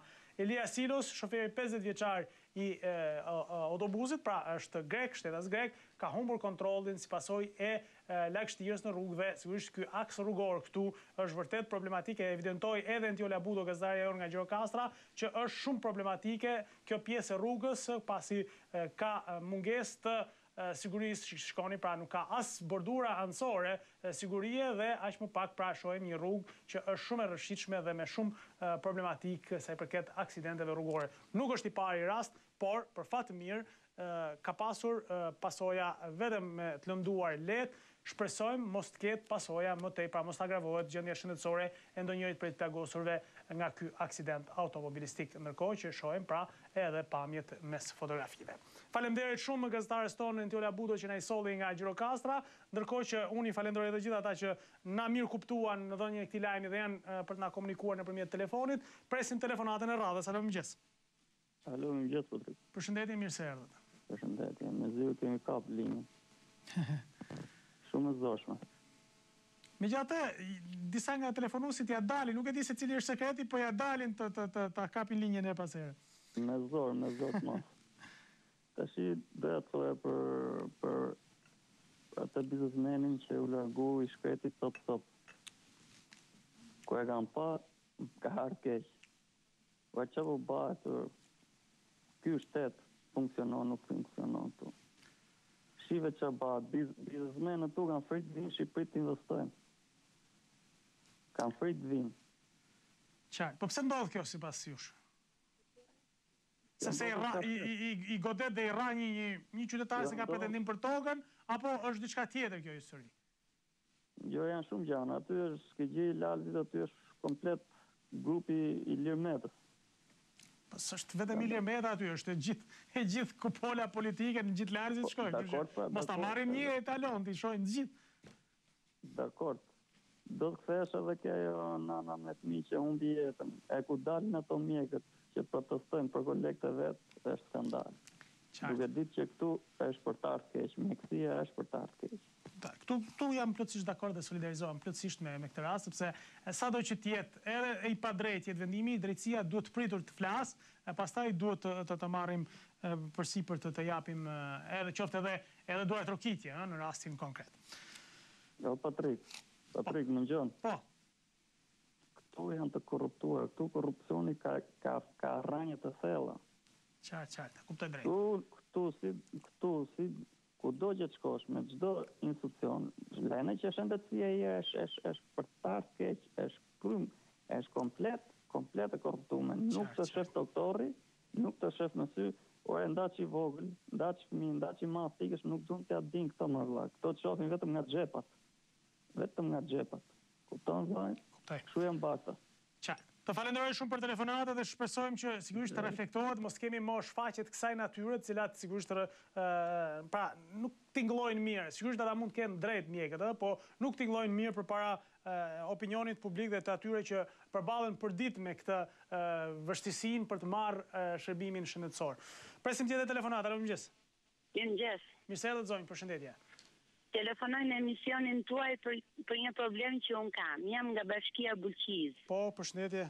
Pas shumë kësënime dhe depresion që unë kisha nga një smun mendor që ashtu një në komunitet, policia arrestoi ku e mori me gjitha materialet provë. Që ndronë në institucione shtetërore, por unë vazhdoj kërcënohem. Kam bërë prap denuncim për 6 muaj. Nga kërcënon, I arrestuar, I ndaluar kërcënon përsëri? Po nga institucionet e burgimit, para burgimit, institucione shëndetësore së Po pra, domethënë është i izoluar, nuk është më i lirë, e kanë marrë, e kanë izoluar, por ndërkohë vazhdon të funksionojë. Unë nuk jam thirrur asnjëherë për këtë problem, përveç një oficer më fal që është i sëmur. Po unë kërcënon si nga person mëna, po edhe nga personat e tij familjarë, sepse ne ndodhim në fshat. Dhe dire se ndajnë tjetë i shërbim rrugë, por se që unë jam dhe në punë dhe duhet të shërbej, jam në shërbimin publik. E kuptoj. Ndihem në presion, kam denoncuar herë mas herë si kushtar, çfarë duhet bëj pas kësaj? Edhe sa duhet duroj nga këto presione? Policia çfarë ju thot përveç këtij oficerit apo s'u ka kontaktuar? Ku e keni denoncuar këtë rast? Ku e keni paditur këtë rast? Në komisariatin Buqizë, pasi denoncova tha që është i smur, i thash atëherë që ky do të izolohet, përse unë vazhdoj edhe njerëzit jashtë familjarët e tij, edhe ai mëna unë ndjen në presion si unë edhe familjarët e mi. Duhet loj punën, duhet të ngujohemi ne. Duhet thirrem unë atë çfarë do të bëj pas. Pranaj shtetit garantoi sigurinë e gjithë secilit, qoftë edhe nga një person me probleme mendore. Kështu që absolutisht komisariati i Bulqizës nuk e di nëse na dëgjon dikush që t'ia apelojmë, megjithatë mund t'ia bëjmë edhe drejt për së drejti apelin komisariatit nëpërmjet gazetarit ton në Bulqizë, por nuk mundet dot që një komisariat policie të mos marrë masa për të garantuar jetën e një qytetari, sepse në një farë mënyrë një smur mendor ne e kemi parë që në disa raste ka shkuar edhe në ekstreme, siç ishte rasti i Dërmiut apo raste tjera në Vlorë, kështu me radhë që kemi parë njerëz të smur mendor që kryejnë akte të rrezikshme. Megjithatë, unë absolutisht do ta apeloj këtë çështje tek komisariati i policisë apo edhe tek drejtoria e policisë së shtetit që mos bëjnë sikur nuk i dëgjojnë denoncimet tuaja, zonjë. Alo, më dëgjoni? Po. Faleminderit. Faleminderit juve, megjithatë mund të bëni edhe padi ndaj komisariatit nëse nuk merr masa, gjithsesi nëse më dëgjoni zonja, po me kuptoj që e mbylli. Por, edhe një herë, policia e shtetit duhet marr masa për të mbrojtur qytetarët e vet, qoftë edhe nga një smur mendor, siç pretendon zonja. Nuk mjafton vetëm të izolohet, por t'i garantohet edhe jeta qytetarit tjetër. Presim tjetër telefonata, alo mëngjes. Alo, mirëmëngjes. Ju përshëndes, faleminderit. Ju ndjek me shumë interesim me të drejtën sepse faktikisht më pëlqen durimi dhe sqarimi juaj. Faleminderit shumë. Unë kisha shkurt për të trajtuar. Po, me kënaqësi. Me thëmë të drejtën, unë dëgjova edhe tek juve dëgjova edhe në një emision tjetër. Unë nuk jam kurrë dakord që pavarësisht se si punon qeveria, dëgjova në një emision që tha qeveria shqiptare është tamam si Slobodani, punon si Slobodani me kosovarët. Unë kam mendimin që ata gazetarë që dëgjojnë nuk do ta pranojnë gjë. Edhe pse që ka kështu që ishte qeveria, sepse kishte që nga puna të zotin dhe ishte me nënshtërsi amerikane dhe problemi madh. Dhe të bëjmë një krahasim të natyre. Është pa, unë mendoj që të tillë njerëz nuk do lejohet të flasin. Sigurisht, ne duhet i themi gjitha kritikat për qeverinë, por në fundit është qeveria jonë, është qeveria shqiptarëve. Edhe hevotuar nga shqiptarët nuk mund ta bëjmë as të serbëve, as të nuk mund ta krahasojmë me Slobodanin tash. Edhe kjo punë fare, e para, e dyta. Dëgjova përsëri që thonë që për plerat, unë nuk e di se si është, të vazhdoj sipas rregullave, sipas ligjeve. Po nuk mund të themi që të vinë plerat në Shqipëri se populli shqiptar është pleh. Unë nuk arrij të kuptoj këta njerëz që dalin në televizor dhe më duket edhe nga zëri të moshë vjetër. Tjetër kam një problem, do më falni që kam shumë shkurt, do të kaloj 2 minutin. Ora janë miratuar 2 ligje më kryesore tek ne, ligji i dekriminalizimit dhe ligji për hapjen e dosjeve. Unë nuk e di. Neve bëm tratë buje, mori vesh në tokë e mbi tokë. Sa i miratuam. Tash pse nuk i zbatojmë? Ngelina na u zbatua vetëm për atë roshin e Kavajës dhe të tjerë. Tash unë dua të di u lakua për shembull ta zon Flamurnoka për agenti i serbëve. Është apo s'është? Ose erë damkën kurris. Apo të tjerë të dënuar deputet të majta të djathtë. Përderisa u bë gjithë ky ligj dhe u bë për këtë punë, pra për t'i dhënë fund Patrikut ka apo s'ka probleme me drejtësinë apo ka pasur pas ka problem, pa mos i lëm kështu as kështu as ashtu. Nuk i deverdis deputetëve tanë të nderuar kjo gjë se cënohen ata dhe nuk zbatohet. Apo të tjetër ligji hapjes dosjeve. Mua vjen shumë keq, me thënë drejtë do të thënë. Unë ka shumë analizë, faktikisht më ka lidhë dhe puna me të drejtë punë kështu. Për këtë. Dhe ka shumë nga këta analistë, ajo shumë, që dalin në televizor kanë qenë bashkëpunëtor. Dhe ligjërojnë atje në mënyrë të mëshme. Orë të mbushën mendja një që ka nga ata që neve kishin frikë sepse vinin në rast se nuk do t'i mirni për bazë, vinin të raportojnë se këto mëdhejt. Kishin më të interesuar ata se sa ne. Dhe dalin dhe ligjërojnë aty në televizor. Dhe e fundit, unë me të drejtë o bë reforma në drejtësi. Ndoshta nuk duket shumë serioze, po unë do ta trajtoj. Patjetër. Tani ne kemi gjyqtarë të futbollit. Mos ka nevojë dhe këta të bëjnë ndonjë reformë. Se po shikoj për shembull në shumë ndeshje që abuzojnë në mënyrë të tmerrshme. Abuzojnë sepse nuk i shikojnë, abuzojnë se janë të komprometuar. Fundin dhe i farë mënyrë dhe ata drejtësi japin në atë fushloje. Japin një drejtësi dhe që mund të krejojnë një azarin të cilë në stadiume, që mund të zbrezi publiku në stadiume të ndandojnë një katastrofë. Absolutisht e vërtet. Shumë të faleminderit dhe të falenderoj për durimin. Për mendimet racionale dhe shumë të drejta që pësollet, sigurisht janë çështje të cilat duhet të ne mos miratojmë vetëm kot ligje, ti miratojmë për të zbatuar dhe ajo që thotë zotëria është vërtet shumë e rëndësishme. Presim tjetër telefonat, alo mëngjes. Alo, mëngjes. Përshëndetje, mirë se erdhët. Përshëndetje. Desha të bëj një denuncim për këtë rrugën e Babru pas Kuqan, dhe ka marrë një ditë herë tjera. Dhe ju nuk veproni akoma, ton. Duhet të vini të vini gazetar ta filmoj, ta shofi. Shko, ne e pasqyroam, e ngritem, e ndjem, për në një du të reagoj pak bashkia, po presim edhe reagim, se rrugën do të bëj bashkia, absolutisht. Jo, më vjen kej, bashkia ta bëj atë, po ju të vini bëni filmimin, të ajtë një kronikia, ki vënd me një fjallë shumë afer Tiranës dhe është në një skëter, jo, dhe taksën a i kërkojën. Ne kemi bërë këtë dhe ja kemi kërkuar edhe bashkisë si sjarim për këtë pjesë. Pra, ne kemi ardhur, kemi filmuar, kemi parë dhe ju keni plotësisht të drejtë që rruga është në kushte të tmerrshme. Nuk e kam parë asnjë lajme, prandaj them po jo pra, se po presim edhe një shpjegim nga bashkia që të dimë se çfarë do të bëjmë me këtë rrugë, sepse bashkia duhet të ndërhyjë në këtë rast dhe të kërkojë fonde për ta rregulluar rrugën. Ore, po se bën bashkia ta bëj shteti, mora se ne jemi qytetarë të këtij shteti. Pa dyshim, pra, kjo është. Ore, nuk e bën bashkia, se bashkia të veproj shteti, mora se neve na duhet mirëqenia, thonë. Nuk na duhet mirëqenia. Qartë, e kuptoj shumë drejt atë që të po thoni. Pra, nëse bashkia nuk e vëujnë zjarë në rrugën shteti, po puna është... O Patrik, po të kalosh andej ta shofësh me fjalë vërtet do të vi keq. Do në bërë ku nuk e di si fshatrat e umra, si fshatrat si janë fshatrat në Shqipëri, ashtu është bërë Babroje, tonë. Qartë. Është një, nuk e di me fjalë, nuk se vë njëri dorë, më nuk ku du më një deputet i zonës, më delore ki bashkirë se nuk e shtron këtë rrugë, se bën. Ku të mëron problemi, si majt dhe i djathë që si ka. Pa nuk ka rëndësi, aty jetojnë njerëz, nuk ka rëndësi, nuk jetojnë vetëm majt apo djathë. Jetojnë edhe pa parti. është për të ardhë keqe, kuptoj, dhe mendova një ditë tash do kthej makinë, do blokoj rrugën më. Do blokoj rrugën më, le të vi policia do të arrestoj. Le të më arrestoj më, po është krim olla, ku ti i bëhet si populli. Qartë. Absolutisht.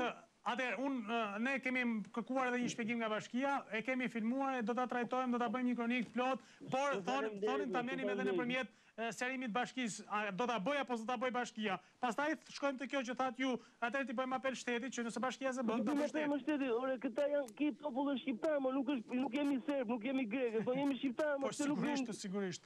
Është që dje më, se bashkia nuk do më, nuk do ai, se kështu janë ligjet në Shqipëri, nuk ka ç'ti njëri. Po të shteti më. Qartë, shumë drejt. Po du, nuk e mendoj me fjalë normale, ku du tani se këtu janë të gjitha gjërat e mendoj, nuk e di, Patrik, është një situatë me gjë.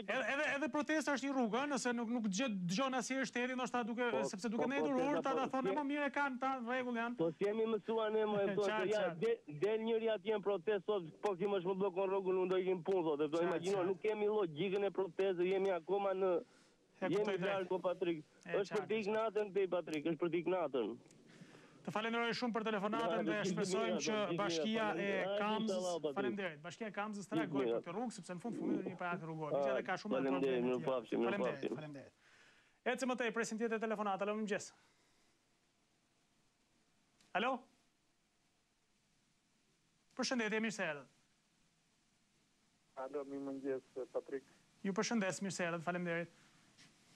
Mirë mëngjes, jam një emigrant, jam qytetar shqiptar, me banim në Francë. Në Francë? Nuk ju dëgjoj shumë mirë, mund ta ngeni pak zërin ose ta afroni telefonin, nuk e di sepse kemi pak. Alo? Votre correspondant vous a mis en attente. Veuillez patienter.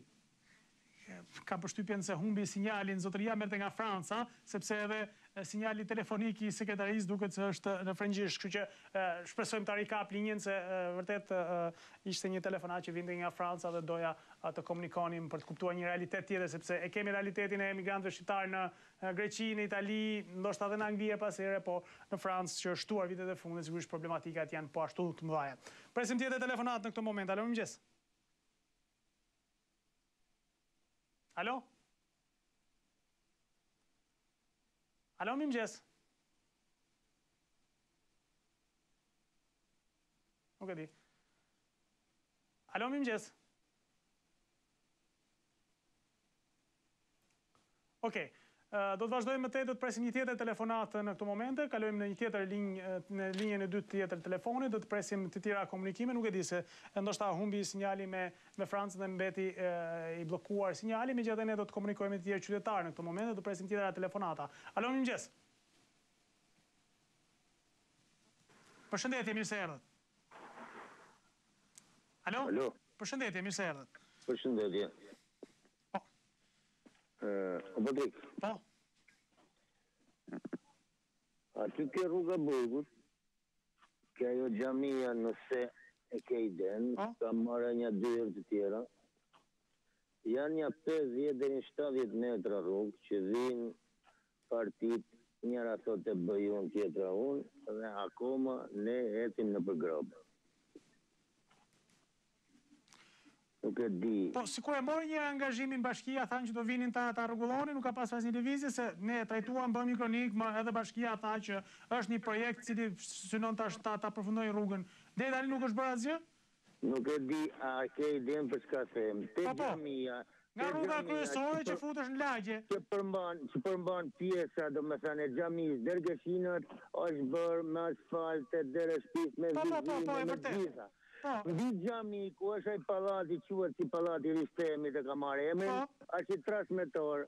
Ajo rrugë është gropa u bëm 25 vjet atje që nuk di çfarë të them. Pikërisht për këtë rrugë kisha fjalën dhe unë, sepse ne kemi drejtuar fal telefonatës tuaj, bashkia tha që do ta rregullonte, megjithatë duket se nuk ka pasur në Po të them, nuk është më shumë se 70 metra. Qartë.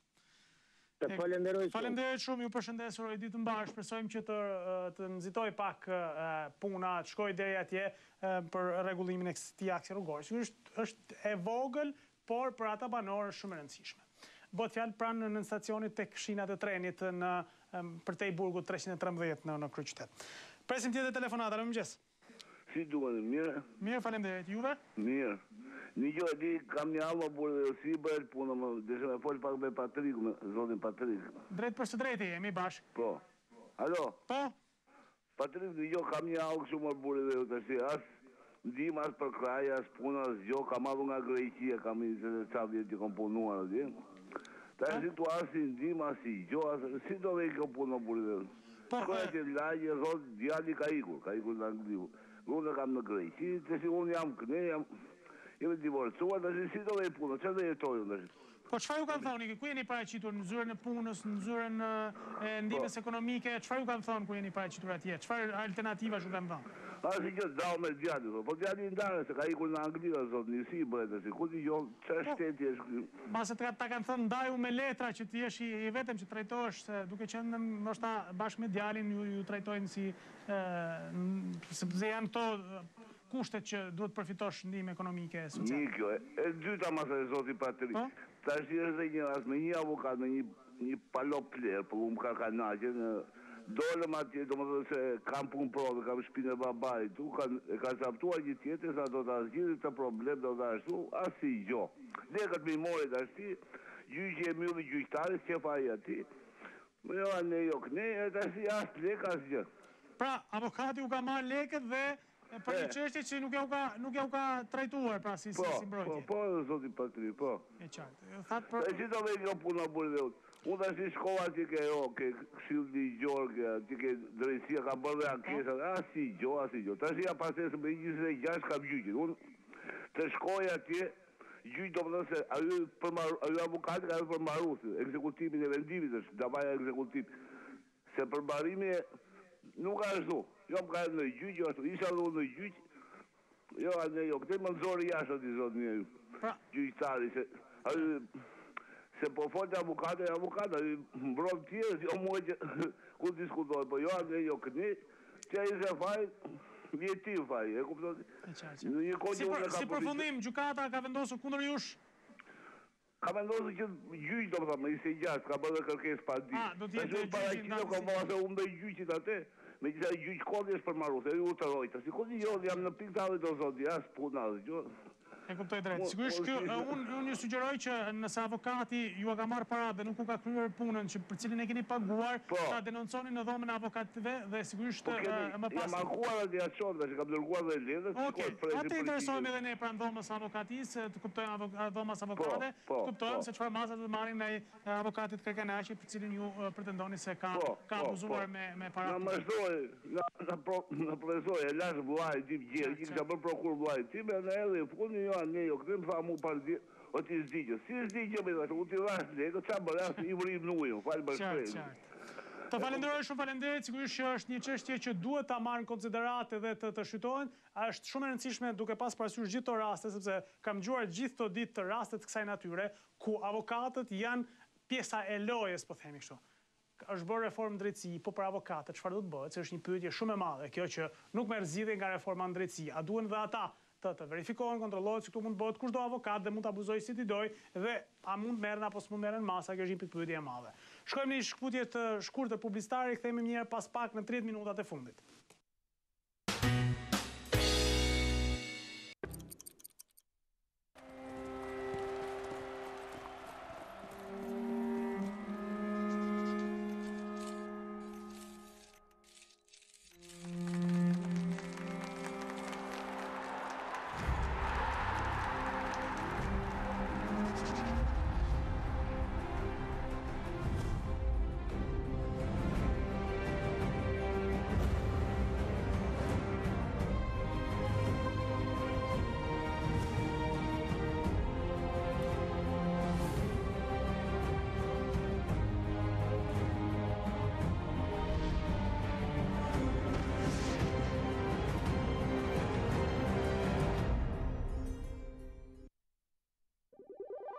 Për më shumë se 23 vjet, Mondial tregon një histori shqiptare.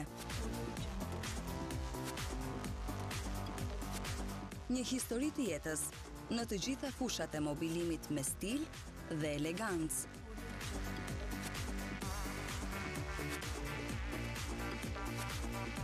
Mondial. Adresa: Rruga Jordan Misja, Tiranë.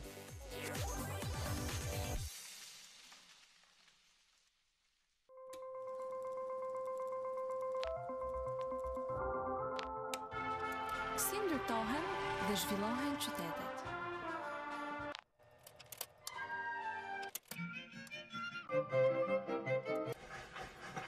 Më një gjërë qyteti i miri.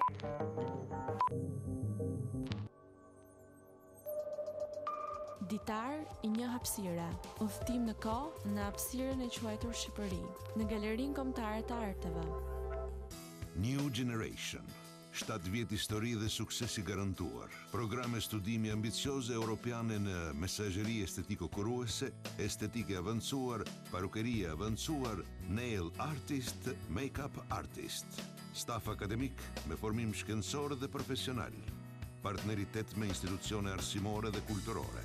New Generation i jep mundësinë çdo studenti për të qenë pjesë e modës dhe spektaklit. Për regjistrime kontaktoni në 42 42 18 40.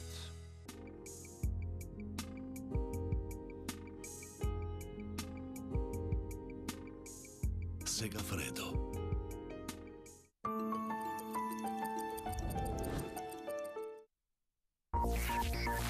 Informacioni e bën jetën më të mirë. 96.7. Për të qenë të informuar, zgjidhni më të mirë. Radio Ora News, 96.7 MHz.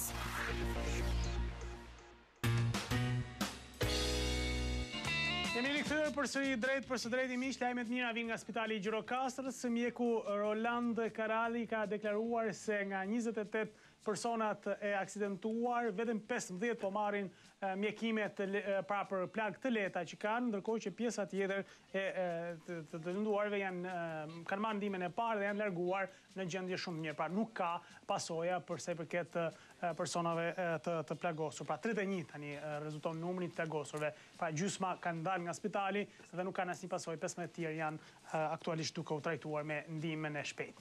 Presim telefonatën e radhës, jemi në 28 minutat e fundit. Alo, mirëmëngjes. Mirëmëngjesi. Përshëndetje zonjë, mirë se erdhët, faleminderit. Jam nga Shijaku dhe kam një problem. Po zonjë. Me prokurorinë e Durrësit. Shqetësohem prej 3 vitesh nga një zonjë, e cila sapo u ndal në balkon, sapo dal në rrugë, del dhe ulëret në shan, më ofendon. Kam dhënë 2 denoncime, por prokuroria e kthen çështjen mbrapsht. Po pse? Nuk e di.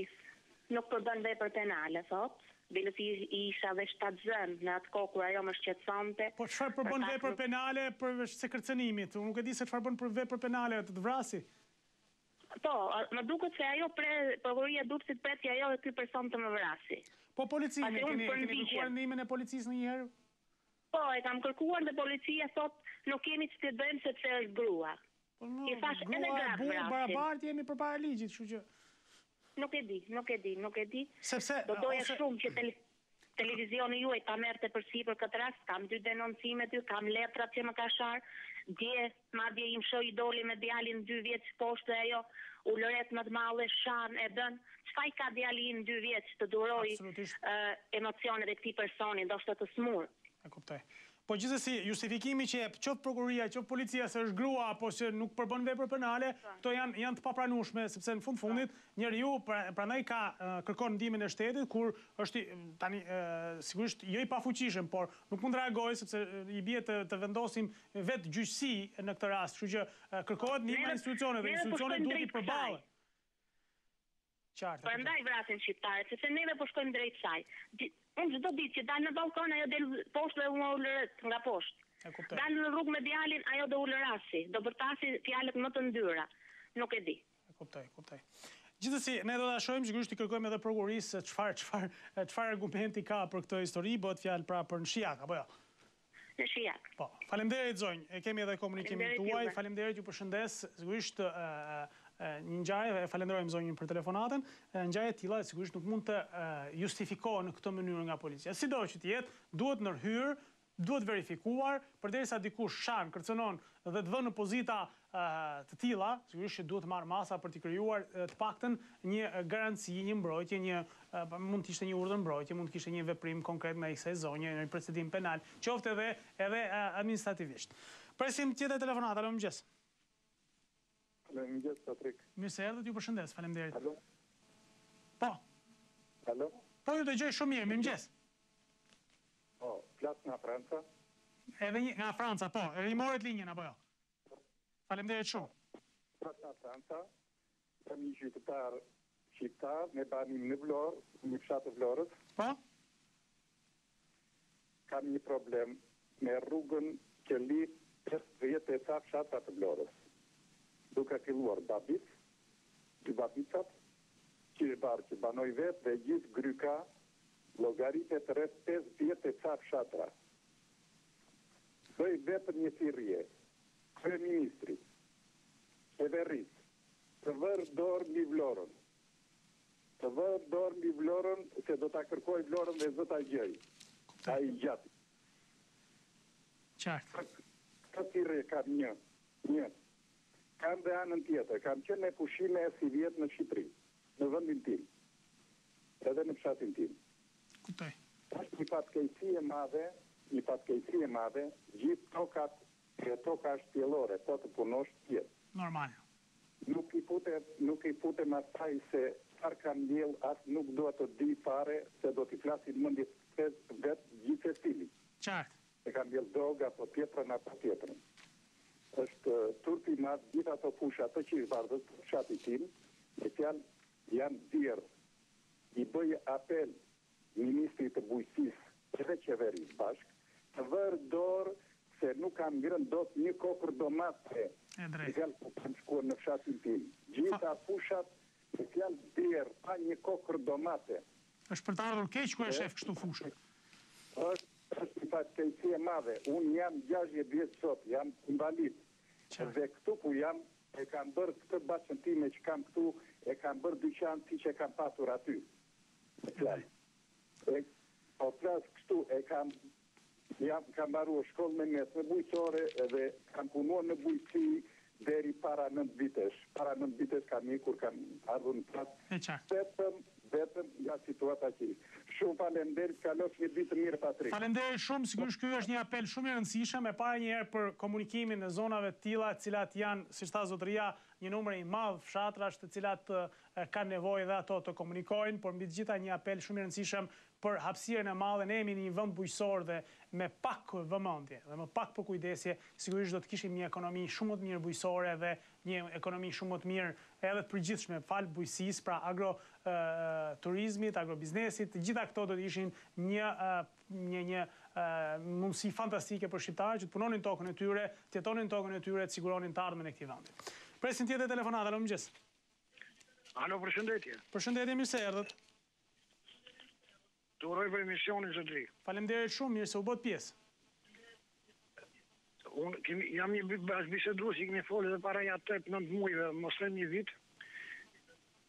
Jam i pushuar nga puna nga funksionarët të rilindjes, të cilët nuk janë as vetë as imon punë, se nga që kanë shkel rregullat, kam pushuar njerëz pa drejt.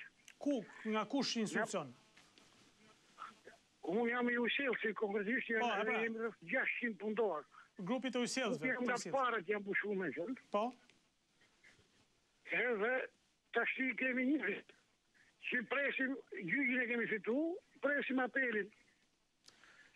Dhe sa kohë ka që e presin apelin? Kur është dërguar çështja në apel? Çështja është dërguar që në maj. Që në maj? Qartë. Po, tash po presim, prit gomos bibar kur të marrim drejtën tonë tamam. Po, gjykata e shkallës parë ju ka dhënë drejt për kthim në punë apo për dëmshpërblim për largimin nga puna? Si është vendimi? Dëmshpërblim për largimin nga puna me ca kritere me vetë që nuk janë bazuar me drejtën dhe lirinë e njeriut. Me të drejtën e punës. Jam një krye familjar me 5 antarë të gjithë pa punë. Edhe si do rrojmë dhe tash. Absolutisht, kjo është një gjë paktën shkalla e parë u ka dhënë të drejtë, megjithatë shpresojmë që apeli ta vendosë shpejt, po apeli administrativ ka kaq shumë çështje sa nuk e di sa do të vonojë kjo, dhe kjo është vërtet një plagë e madhe për gjithë ata punonjës që presin fatin e tyre të varet nga një vendim i gjykatës apelit, i cili nuk ka mundësi të përballojë gjithë këto çështje. Dhe ky ju keni plotësisht të drejtë, pra që çfarë do të bëni, se puna është, okay, gjykata mund të presë edhe 5 vjet, po ju me çfarë do të ushqeni këto 5 vjet? Ky është një problem shumë i madh. Ashtu është, prandaj është rrohet problem, që të shikohet një mundësi të shtohet personeli, ku ka çështje. Kjo qeveri, që u ka në pushtet, i ka shtu shumë problemet e njerëzve që kanë me gjyqjet. Të shtohet personeli, sa mirë ai ministri thot për 24 orë dhe zgjidh problemet e pronës. Ne na vjenin pronën Tiranë, na heqin për punë, na heqin drejtën e punës, na shkelin me kom. Ne jemi bërë refugjat vendin tonë, më vllajtën. Qartë. Unë të falenderoj edhe shpresojmë që ky apel të shkojë, sepse bëhet fjalë për 600 persona të cilët e kanë njëjtin fat si ju, të cilët kanë mbetur pa bukë për fëmijët e tyre, pa rrogë, unë ndërkohë që duhet presin vendimet e gjykatës kur të arrijnë të plotësojnë dot kushtet për të zhvilluar procese normalisht në gjykatën e apelit administrativ. Faleminderit shumë zotërisë për telefonatën, është një ndër 600 persona të cilët u shkarkuan në mënyrë kolektive nga ujësjellës kanalizimet të Tiranës, diçka para vitit të ri, pra natën e vitit të ri, morën lajmin e largimit nga puna dhe sot vazhdojnë të jenë në proces gjyqësor. Presim tjetër telefonat, alo mëngjes. Alo. Përshëndetje, zonjë, mirë se erdhët. Përshëndetje. Faleminderit. Kemi mbledh një tokë në fshatin Vllotësisht. I kemi mbyllur kartat në hipotekë. Hipoteka thotë i kemi mbyllur në postë. Posta nuk na i ka sjell. Kemi gati 25 ditë dhe i kërkojmë kartat e nuk i gjejmë asnjë sekonde. Hipoteka s'na jep shpjegim, thotë ne i kemi mbyllur. Kush hipotekë? Posta thotë nuk na ka lidhur, ku mund të gjejmë këtë të drejtë? Hipoteka e kujt? E Korçës? E Korçës. Po çfarë ju kanë thënë ata që është nisur me postë? Na dha një numër protokolli 54 20, edhe nuk na vjen, dhe pyesim kudo nëpër postat nuk kanë erdhur. Po, a e keni pyetur në postë? Mos ndoshta ka nga ngatrim adrese, në vonesë, një problem se... Po ka ajo hipoteka thotë kemi mbyllur që në datën 5 shtator. Prandaj po them, mos ka 2 shtator. 2 javë këto karta nëpër posta nuk kanë erdhur dhe në Vllotësisht. Po po mos ndoshta direkt hipoteka në postën e madhe të Korçës, na thonë që nuk kanë erdhur. Edhe posta thotë që nuk kanë ardhur. Dhe posta na thotë nuk kanë erdhur. Tash ata thonë ne kemi mbyllur, s'kemi nga të gjejmë neve. Ne ku mund ta gjejmë këtë të drejtë? Po në fshatin tuaj ka një filial posta apo një postier që mund të interesoj? Po, në fshatin tonë pyetëm në sinjali postës, ata ai thot nuk i ka marrë. Nuk i ka marrë.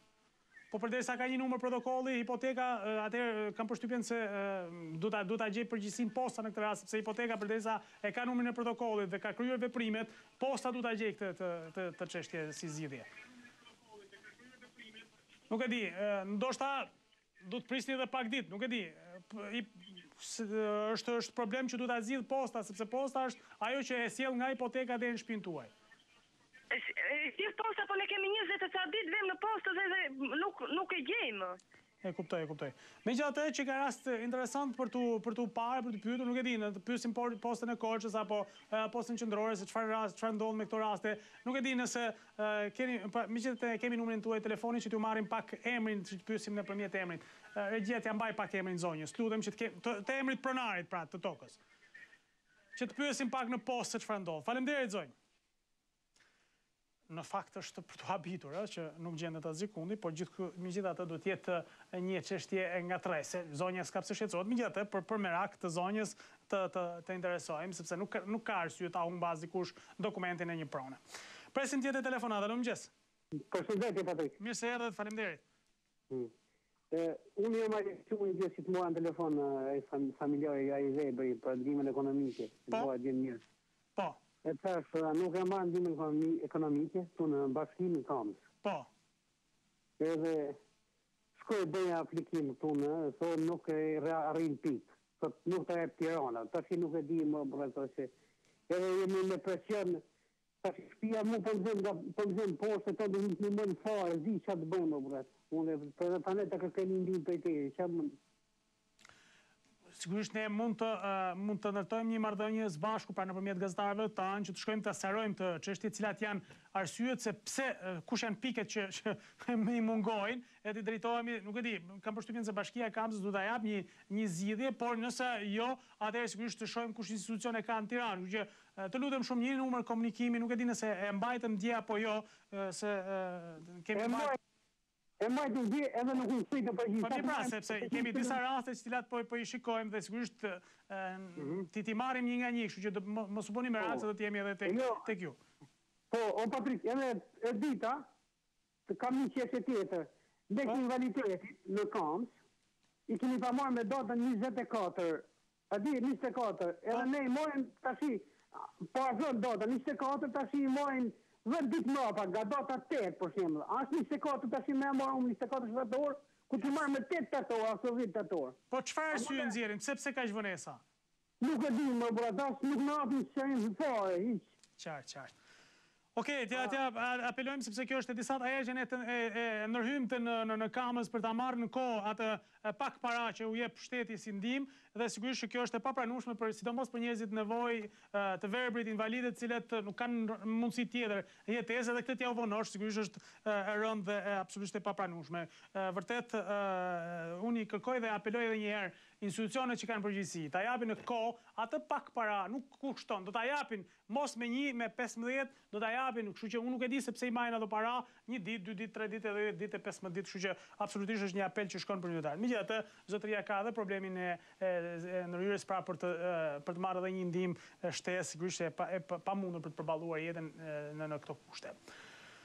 Shumë faleminderit për telefonatën, shpresojmë që sigurisht reflektohet, kemi pasur disa herë këtë problem me vonesat e ndarjes pagesës për paftësinë dhe kjo është vërtet për të ardhur keq edhe një herë. Nuk ka arsye të vonohen këto para. Presim tjetër telefonata, alo mëngjes. Alo mëngjes. Faleminderit, mirë se erdhët. Po, desha t'ju flas për një rrugë të në Alidem. Po? Rruga Idris Dollaku. Po ju dëgjoj. Po, aty e ka hap kanalet Bashkia para i viti e gjysmë shtruj sjellësit. Dhe është akoma e prishur. Është bërë si prua, kur bjen shi gjithë gurët dalin dhe është thelluar pse që bjen shi thellohet akoma më tepër. Pasi bën kanalizimet nuk e riparuan rrugën, e lanë ashtu siç fare. Po shkoni të shihni është sop. Ka dalë gjithë gurët, sa vjen edhe thellohet më shumë. Rruga Idris Dollaku në Alidem, po. Rruga që nga fillimi deri në fund. Qartë. Është cop. Se e kanë prish vetë, se po t'ishte prish shumë po. Po pra, po t'jetë amortizuar, okej, po kur bojnë këto punimet, unë nuk e kuptoj asnjë këtë hapjen e kanaleve, pastaj lënë një cako ato kanalet kështu mes rrugës, krijohet, dëmtohet asfalti, kështu me radhë gjitha probleme. Ka shtru rrugën rreth e qark fushës, i kanë futur kurse pjesën që e kanë prish po vetë rruga i Drizollaku, e kanë lënë po ashtu, sa bjen shi, gjithë granili del, gjithë gurët, bilet është pellu edhe më shumë se çka qenë. Nuk kalohet fare, është katastrofë. Kuptoj. Shumë faleminderit për telefonatën, sinjalizimin, sigurisht që kjo është si mesazh edhe për bashkinë që të ndërhyjë ta rekuperojë këtë rrugë që e ka dëmtuar po vetë, se siç thotë zotëria, megjithatë ne sigurisht ta kemi në vëmendje dhe ta trajtojmë si çështje, bëhet fjalë për një rrugë të rëndësishme që përfshin një lagje të tërë në Alidem, rruga i Drizollaku. Presim tjetër telefonat, alo, mëngjes. Alo? Alo, Oranios? Po, përshëndetje, mirë se erdhët, jemi drejt për së drejti. Po ju flas për Italijet. Po, mirë se erdhët. Jam i vjetër, shoh Tiranën vazhdimisht, një po më bën përshtypje, thonë edhe nga telefonuesit, edhe nga ju nga herë, do të patësh, që janë votu nga popi. Populli nuk voton kur janë në Shqipëri.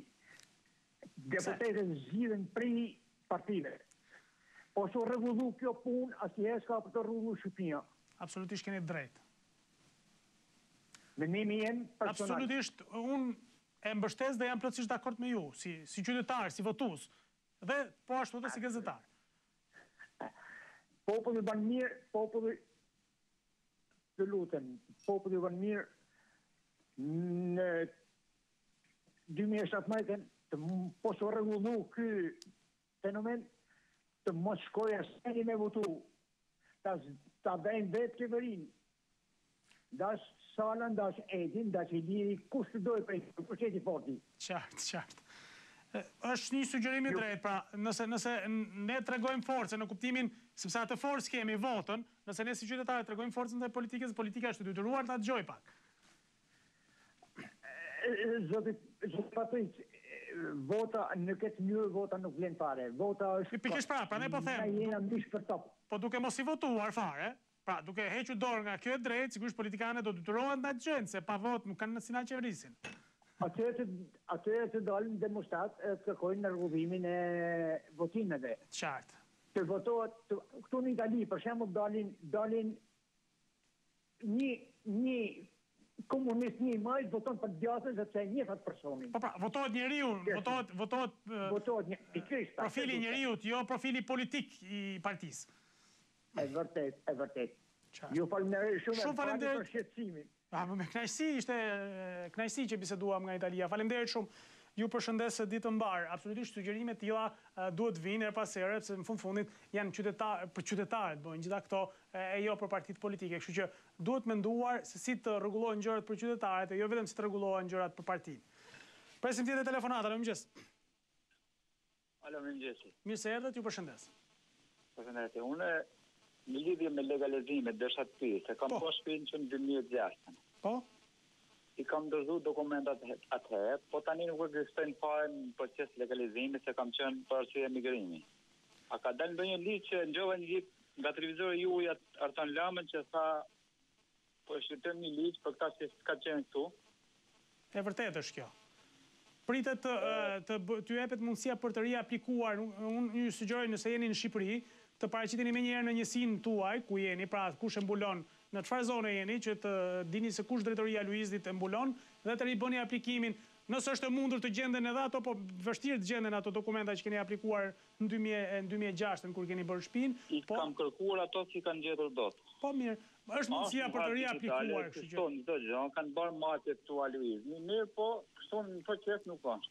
Nuk janë fare atë. Atëherë, unë ju sugjeroj që të shkoni, nëse jeni thash edhe një herë këtu, të shkoni pranë Luizit dhe të merrni serimin e duhur. Nuk e dini se keni shkuar, keni kërkuar, sepse është e vërtetë kjo që ata persona që për një arsye, emigracioni, ndoshta pa mundësia, pa informacioni që mund të kenë pasur, nuk kanë bërë dot të proces, kanë të drejtën të shkojnë edhe të riaplikojnë.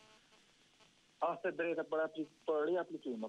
Po, patjetër, përderisa jeni Jo, kam shkuar një herë atje, para 2-3 muajsh atje te Aluizmi në Tiranë, nuk di për momentin s'ka asnjë lloj.